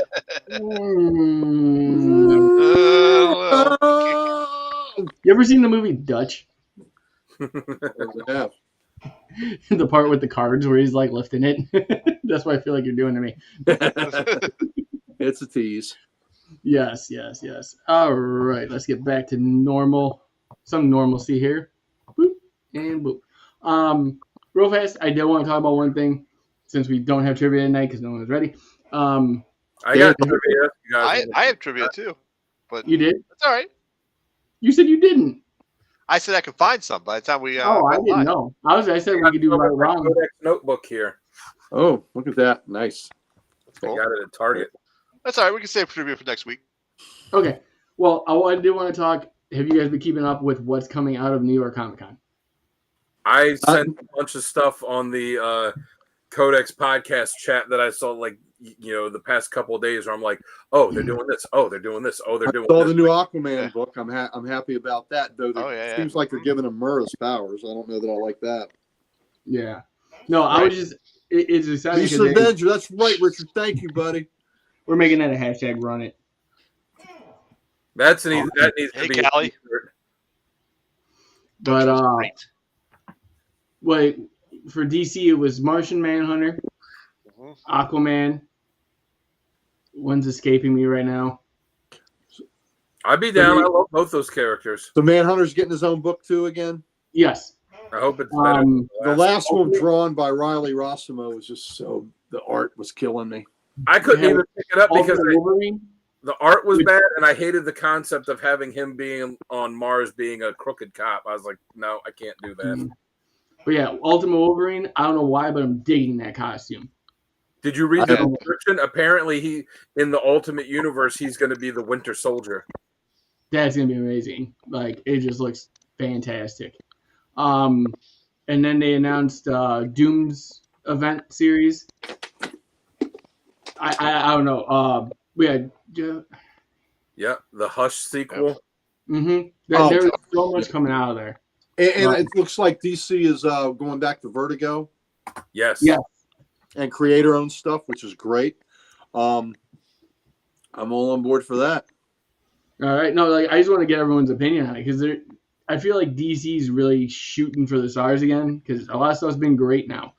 Yeah. And Marvel is just like, all right, we got the Ultimate Universe. Everyone's going again. Like, yeah. So. No, they're definitely swinging for the fence. Yeah. Yep. Yeah. I mean, I'm excited for Aquaman. I'm excited for Martian Manhunter. I hope they're good. Did you see? Well, I mean, did you see some of the stuff? I'm excited for a sequel to Hush. The Ultimate Wolverine looks cool. Did you see they're reprinting that Daredevil series? They're doing an omnibus for it.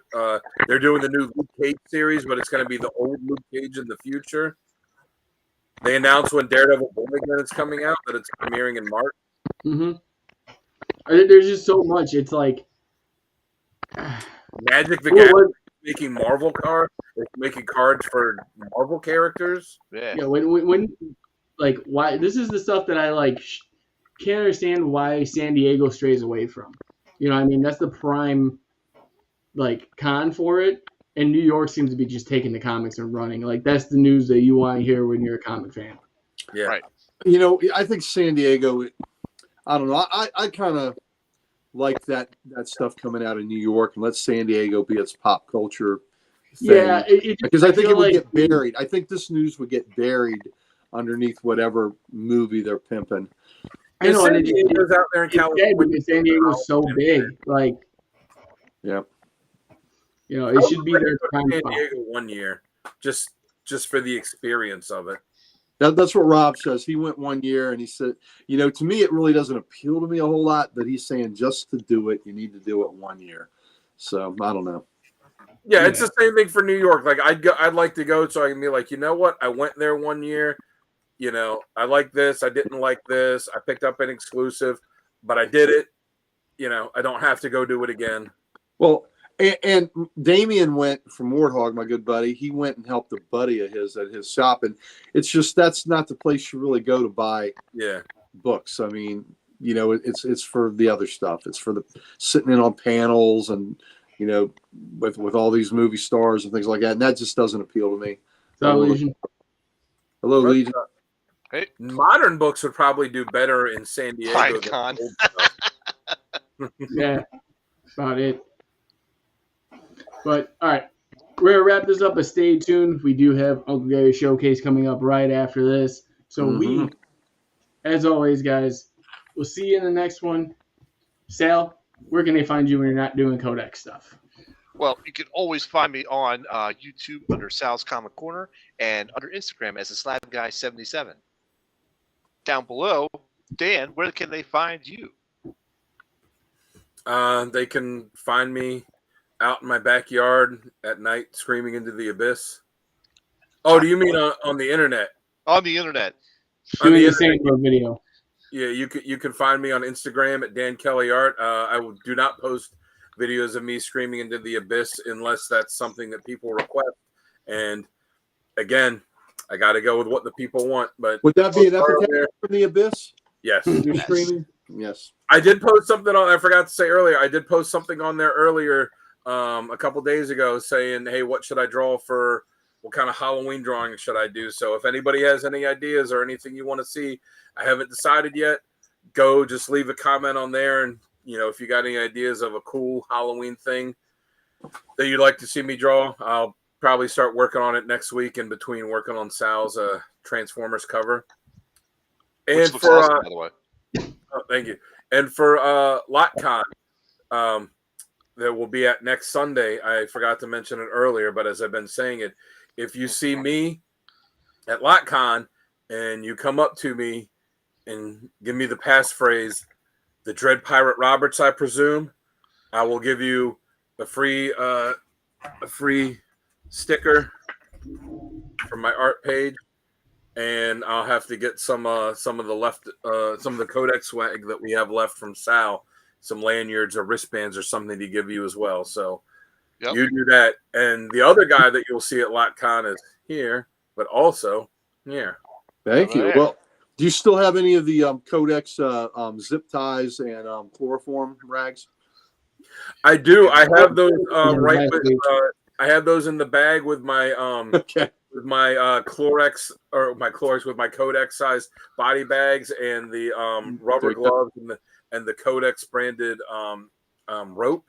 Okay, there you go. Oh, yeah. So you got the whole kit. Baby. Whole kit and caboodle. All right. Head over to Comic Logic. We are Loudoun County, Virginia's only comic book store. We would love to see you there. You can see me, Mighty Mike Harbor, Rob Kalin, our principal owner, every Wednesday getting our new books, getting strong because we're lifting comics, baby. Lifting comics, lifting one book, then a stack of books, then a short box, then a long box. Told you before, reading comic books make you strong, baby. Do a few push-ups too. So please come over to Comic Logic. We'd love to see you.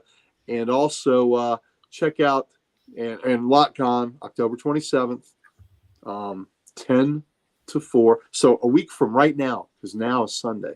A week from now, 10 to 4. The parking lot's turned into a mini Comic-Con. We'd love to see you. You can see two of these fellows over here. You'll see me, Mighty Mike Harbor, Rob Kalin, Comic Logic crew. Chris is threatened to be there. See him too. Sapphire Glade will be there set up. You know, you can go peruse his wares and see if there's anything that you would like to take home with you. So there you go.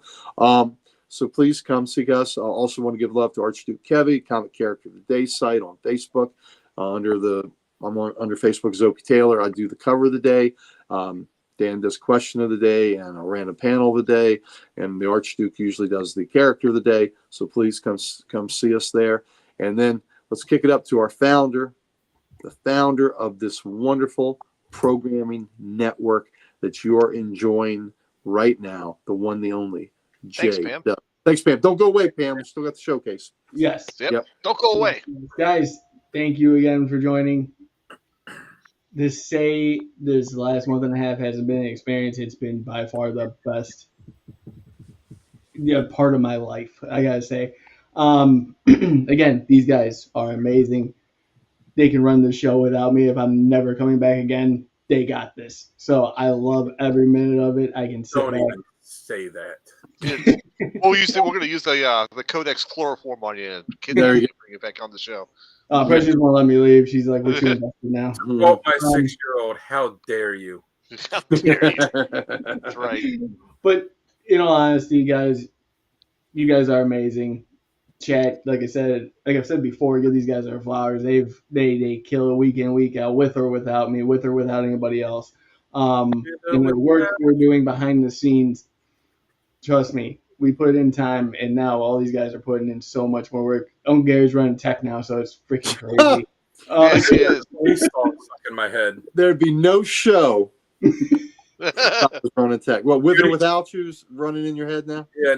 This is what it would be. You'd see a black screen, and then you'd see Gary kind of pixelated and frozen, and then you'd hear, "Diane, it's not working again." Yep.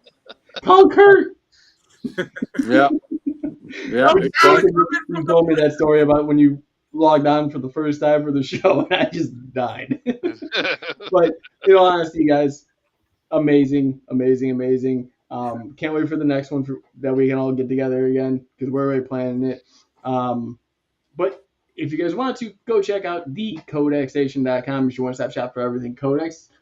Get some merch, meet the team, let us know what you like or don't like, and you can find us on all the socials. Yeah, that's it. You tell them, Gary. We have all the socials. You can look at us. We're dripping with them, and we would love to give them to you. Yes. That's right. So, guys, stay tuned. I'll see you guys in the next one. Uncle Gary Showcase. Don't miss it. Coming right up. Coming right up. Yeah, put them up there. and then I'll Go for it. throw on the intro for the man himself. All right.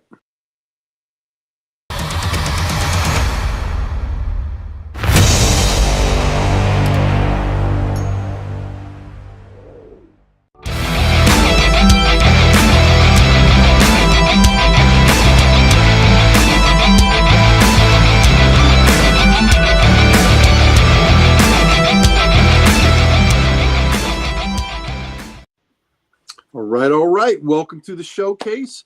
It's Halloween, so naturally the covers that I'm going to show are going to be NFL Super Pro. So there we go. We'll see the whole. Oh, wait a minute. Yes. Dan's like yes. I'll tell you a secret. I do not have every issue of NFL Super Pro, nor will I ever. Do you have any issues of NFL Super Pro? I do. I have the original square bound one, and I have the one with Spider-Man on the cover. The first issue. So you have the special and the first issue. Okay, then that's what I got. I know what someone's getting for Christmas. Oh God, that's what is it on? Price, not Price is Right. Let's make a deal. I'm getting zoinked or zonked. This is whatever it is. Secret Santa. Everyone knows what to get Gary. No. Oh man, now that I think about it, I really wish I had gotten a copy and gotten Fabian Nichezza to sign it at Baltimore. That's what we should do. We should all get him the same issue of Super Pro and send it to him. All right, let's talk about some real comics. That'll be his new Swamp Thing 9. There we go. Oh, look at this. What could it be? Oh, it's a DC. Secrets of what? Haunted House, baby. Yes. Secrets of the Haunted House went 46 issues. I'm going to show you a nice selection. Here's number 1, a Luis Dominguez cover. See the LD down there. Tells you. That's Luis Dominguez. So really cool creature cover. Kids hiding under the boat, hoping they don't get seen. A lighthouse. You got to tell us how hard these issues are to get too. Secrets of the Haunted House are not that expensive. The first issue you're going to pay more, and of course, the higher the quality, or the high. Most of these are in really good condition. So the higher condition ones you're going to pay a little bit more for, but it is still affordable. And I'll show you an issue number 5 has got some collectability to it because it's an awesome cover. Here's number 2 by Dominguez. Again, look at that high grade. Woo, baby. That is nice. Yeah. Number 2. Yeah, that's what I'll do for Halloween. Oh, that would be a good Halloween costume for you, Gary. Since you used to play football. Super Pro. Yeah, Super Pro, you think? All right. This is a really this is a cool Ernie Chan cover. Yeah. Yeah, that's right out of a Metallica song. Sleep with one eye open. Yeah, there you go. I saw what you did there. And you know why? Because Enter Sandman coming to get you. There you go. Just like that one Superman cover, gripping your pillow tight. There you go. 5 is just a Pam. Pam knows. See, Pam isn't a precog. She just knows. She knows what 5 is going to be. Yep. Look at that. There we That's go. a great one. Yeah. Now it's your man and wife till death do you part. Looks like he's already there. Yep. You know what? That kind of reminds me of the wedding photo of Anna Nicole Smith and J. Howard Marshall. You know what? It does. It presaged it. It presages it. Oh my God! I know exactly where he's going. All right, here's number 5, and I tell you what, you just might see this on my picks next week. Oh. How great is that? That is by the man, Bernie Wrightson. Pam, you knew. Look at that. I've got a couple of these books, a couple of these covers, but how fantastic is that? I love the shadow, on the table that it's on, where it's projecting. But look at that. The pumpkin is beckoning you in. You don't get any more Halloween than that. Is that your display copy, or is that the one that goes in with the series? That's the one that goes in with the series. The display copy is not that nice. So you display said number 5. Nice. Number 5 is a part of the kit or a key. Yeah, 5 is a key. 5 is a key. 5, 5 may rival 1 in price. Maybe more than price. It's just a highly collectible cover, especially in super high grade like this. So my display copy that I have out all the time is nice, but it's not like this. This is very nice. Very nice. Yep. Who is that? It says on the big screen. Nice. Yeah, it's Adam. Adam, yep. Yep. All right, this is number 6. This is Pam, you were right. I knew you knew. This is a great Jim Aparo cover. Yes. Great vampire cover. She got her hands. Yep. Oh, Adam, and they're for the most part they're pretty affordable. Here's I don't another. have a ton of horror stuff. I got a little bit. Yep, this is another Aparo cover. That's really cool. The only reason I got horror is because Uncle Gary. Yeah, man, the horror covers. The horror, and again, I love the DC covers without a lot of the dialogue because it tells, it's telling you a story. Yeah, Precious now wants to start collecting the Ghost series that you showed us. Ghost is great. Cool keep on Weird Mystery, which Sal completed. Yeah, that's my first one I'm doing. 24 issues. There you go. That's Kaluta. Yeah, that's Weird Mystery Tales is very affordable. Yep, very affordable, and you get a. I wiped Damien out. Yeah, good. That's good. That's supposed to. Here you go. I like this one. Here, got some words though. I've had it with your phony seance. I'm leaving. Yeah, not so fast, Bubba. Yeah, that goes like, nope, not happening. The man who didn't believe in ghosts. We defy you to unlock the shattering secrets of the haunted house. But see, that's a cover. Like some of those ones, like the Marvel ones, have so much dialogue and writing on them that it doesn't need to be there. That's an example of one like you need that word balloon there for the cover to work, or else it's not going to work as well. I agree. Moderation's the key. Like I said, the Marvel one is that always kills me is, Brenda, why have you left me with nothing but your high-heeled shoe behind to say that you were even here? Where could you? It's like, come on, man. What are we doing here? Yeah, the Ghost Nick Cardy covers are so good. Here's a Kaluta, a little devil making a deal. Yep. So that's cool. That is really cool. This was a kind of a trippy one. I like that. Yeah, that is. Picasso Fever. So I think that's pretty neat. That's number 11. Yeah, Booge, don't spoil it, man. Don't tell your covers. Only you know your covers. Yep. Here we go. Number 12.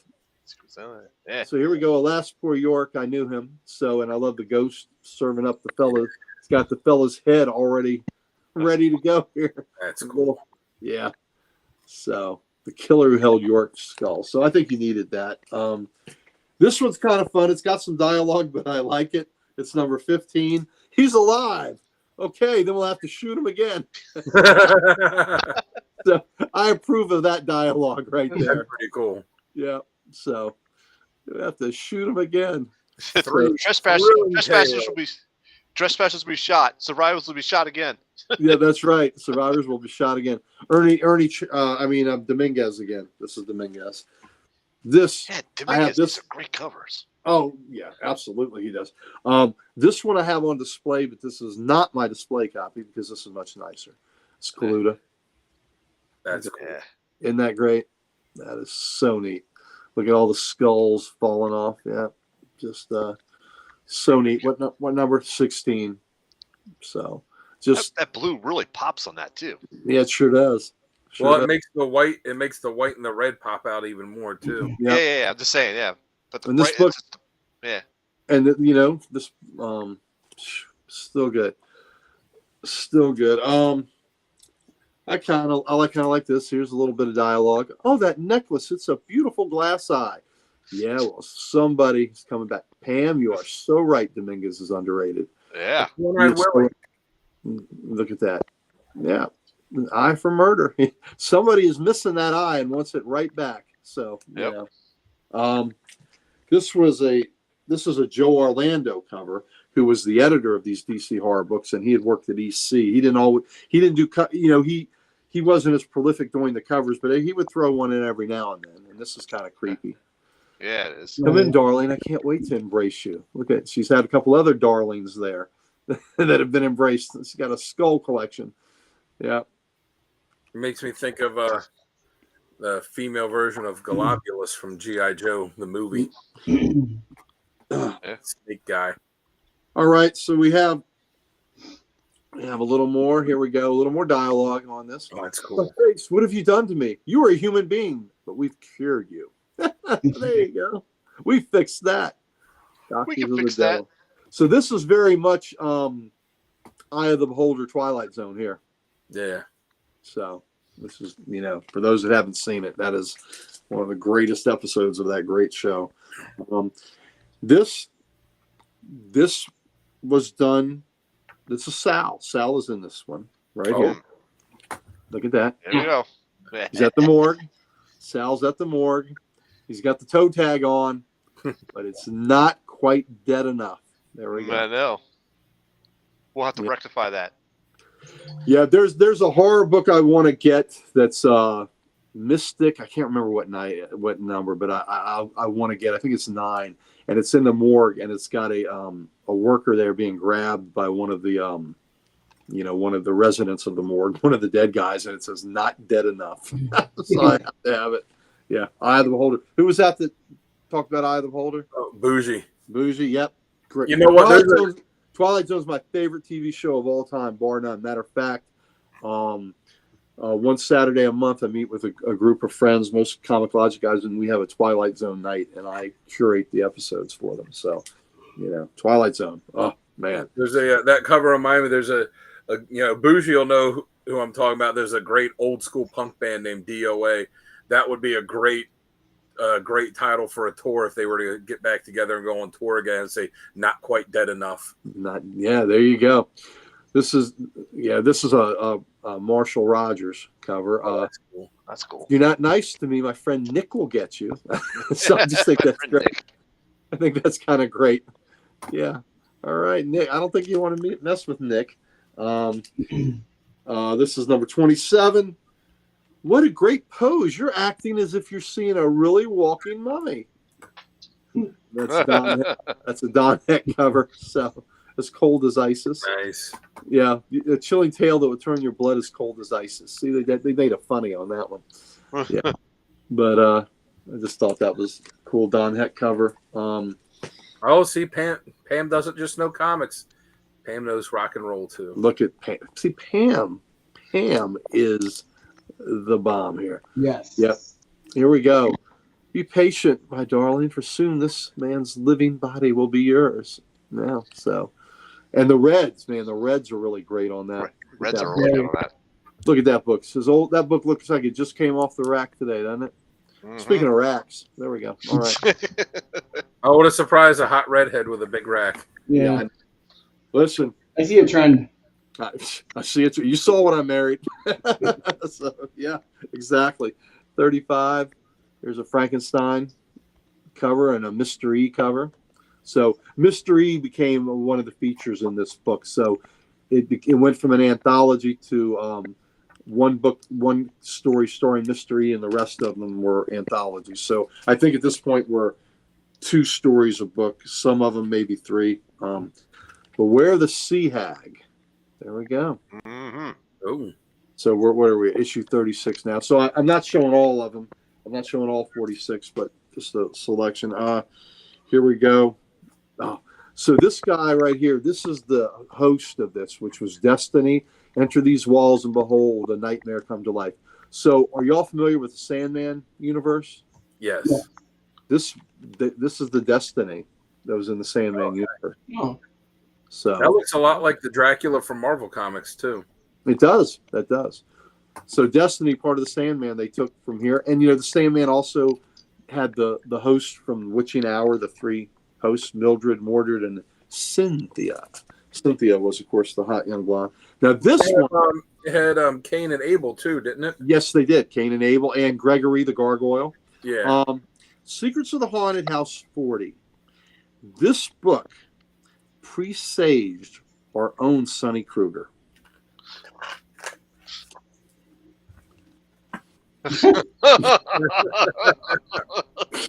Yeah. So see, I need to grab that cover. I'm just gonna send it to Sonny every day. yeah, this is what Sonny was doing to his action figures. Dan, so he has a kindred sister in this in little Charlotte here. Well, it's funny too because even though he doesn't have it now, he has details. Yeah. So the Sonny, they know your type, buddy. They know your type. So. You guys seen the C2E2 video we did, right? Yeah. He did a flashback of the chameleon, and then he found it at C2E2, and he's like, "Yeah, not getting it. Yeah, maybe next time. Yeah, Maybe next time. Throw it back. All right. This is one of my favorite Secrets of the Haunted House cover by the great Joe Kubert of Sergeant Rock and Hawkman fame and Tarzan fame. Oh, yeah. Wake up. Isn't that great? That is just, come on. I think that is just so much damn fun. Number 42. And this one, 46 issues. I just think it's a blast. So, Joe Kubert, cool cover design. This one is Joe Orlando again, and it's just a trippy cover. Dig the plant, man. Nice. Looks like his plants are coming out. His house is on fire. There's a whole lot going on this. So I'm not sure exactly what's happened here, but yeah, their explanations need to be made. But he's not having a good day. No, he's not having a good day here. Dig the plant, man. Dig the plant, man. All right, because there's a comma. Dig the plant, man. All right. This is another Bernie. Pam probably yeah. Yep. So that's another Bernie. Look at the another Bernie that also has a jack-o'-lantern. Mm-hmm. And the shadow. Yeah, the light from the jack-o'-lantern on the ground. Yep, exactly. That's awesome. So, number 44. So another great Bernie cover. And then here's the final issue, 46. The the witches coming to get him and drag him back into that little opening in the white room he's in. So there's 46. And then there was a Secrets of the Haunted House special that had a really cool Kaluta cover on it. Oh, that is cool. Oh, yeah. Yeah. So nice. Yep, and there's a horse and buggy back there, or horse back there Nice. too. So Secrets of the Haunted House, the spring special. And there we go. So that's the majority of the 46 issues. It's a lot of fun. Yeah. Nothing in there too awful pricey, but the premium cover is hand presaged is number 5. Look at that. I like those. I think I'm gonna have to look at those. I might have to grab those. Yeah, these are great. These are great. I'm telling you, horror books are just so much fun. And when people, except for when y'all come over and y'all want to see the great runs and the great books, these are the ones that really capture a lot of people's attention and they want to see, because the horror books are just interesting. Well, they're not mainstream. Right. Everybody pretty much knows the X-Men, even people that don't even collect comics. Oh yeah, I know of the X-Men, right? And Spider-Man and all those. Those are the mainstream, but these are not that. These are like flying under the radar, like right about there. And these are what captured like people who see this like, holy crap, I don't even know this existed. Yep, Booze, that would be cool. Yeah, they are, and lately, especially the high grade ones have really started to jump in price. So I think there's something there that, like you said, they fly under the radar, but I think they're becoming more and more, prevalent. Witching Hour is another title. It's got so many great covers, and DC, the Bronze Age DC horror comics, they were the best, in the genre at the time. And, of course, all time, the EC books are the standard bearer. And the Atlas books in the 50s, early 50s, pre-code were pretty good too. That they were awesome. But in the Bronze Age, it's the DC horror that rocked, and those books are affordable. Those EC and Atlas covers and some of the other companies, those are not. Those books are expensive. I have a handful of ECs. EC's pricey. Yeah, they are very pricey. So I have a handful of ECs, and I'm proud to have what I have. But I will never complete the ECs. That's just not going to happen. I will pick up copies here and there, especially the covers that I really like. But Chris has a great EC cover, the famous strap hanger cover, where it's a commuter train and it's just a severed arm hanging. Oh, that one's hanging cool. from the. That is such a great cover, and that's an expensive cover because everybody wants that too. I'd like to get that one day. But you show that 44 again. The 44. Yes. Yep. There's something else significant about that, other than it being a Bernie Wrightson cover. It prints a fan letter from Todd McFarlane in it. Oh, wow. Okay. I didn't know that. That's awesome. Well, that is really cool then. Yep. Do I have a favorite horror series? You know, if we're talking with a recurring character, you know, it's Swamp Thing, especially the first 10 Bernie Wrightson Len Wein issues. But if we're talking, by the way, yeah, if we're talking anthology, I'm gonna have to say probably House of Mystery. So, but you know, House of Secrets is just as good. But Yeah, that's oh, Pam, yeah, 100%. exactly. The artist, you know, the Bronze Age horror artists that DC were using, you know, Neil Adams, Bernie Wrightson, Luis Dominguez, Nick Cardy.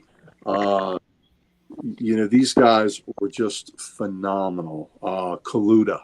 Yeah. So, just God, these guys were good, and it just like, you know, again, the philosophy is that you don't even need word balloons on a lot of those. The stories, the covers tell you all you need to know, and it's just a cool snapshot of art that just, you know, makes your imagination run wild. And I like to, you know, I always like the spooky covers and the stuff like that. And the stories in them are fun too.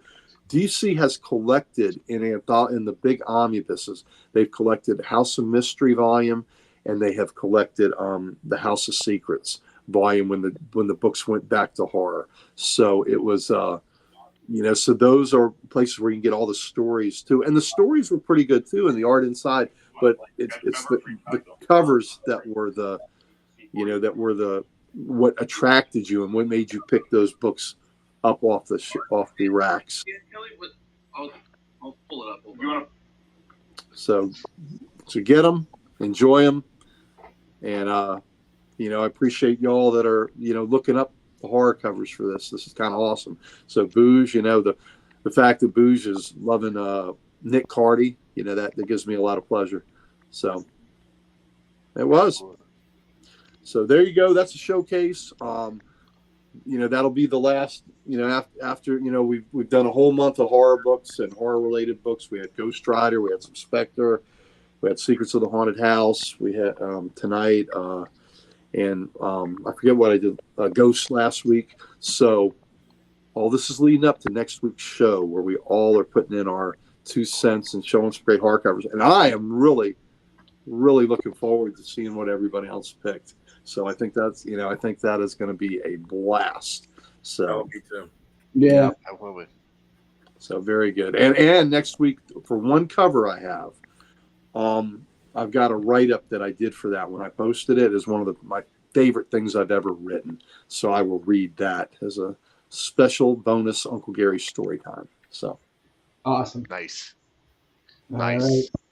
And then after that, then after next week's episode, it's all of Uncle Gary's showcases will be him showing off Thanksgiving covers.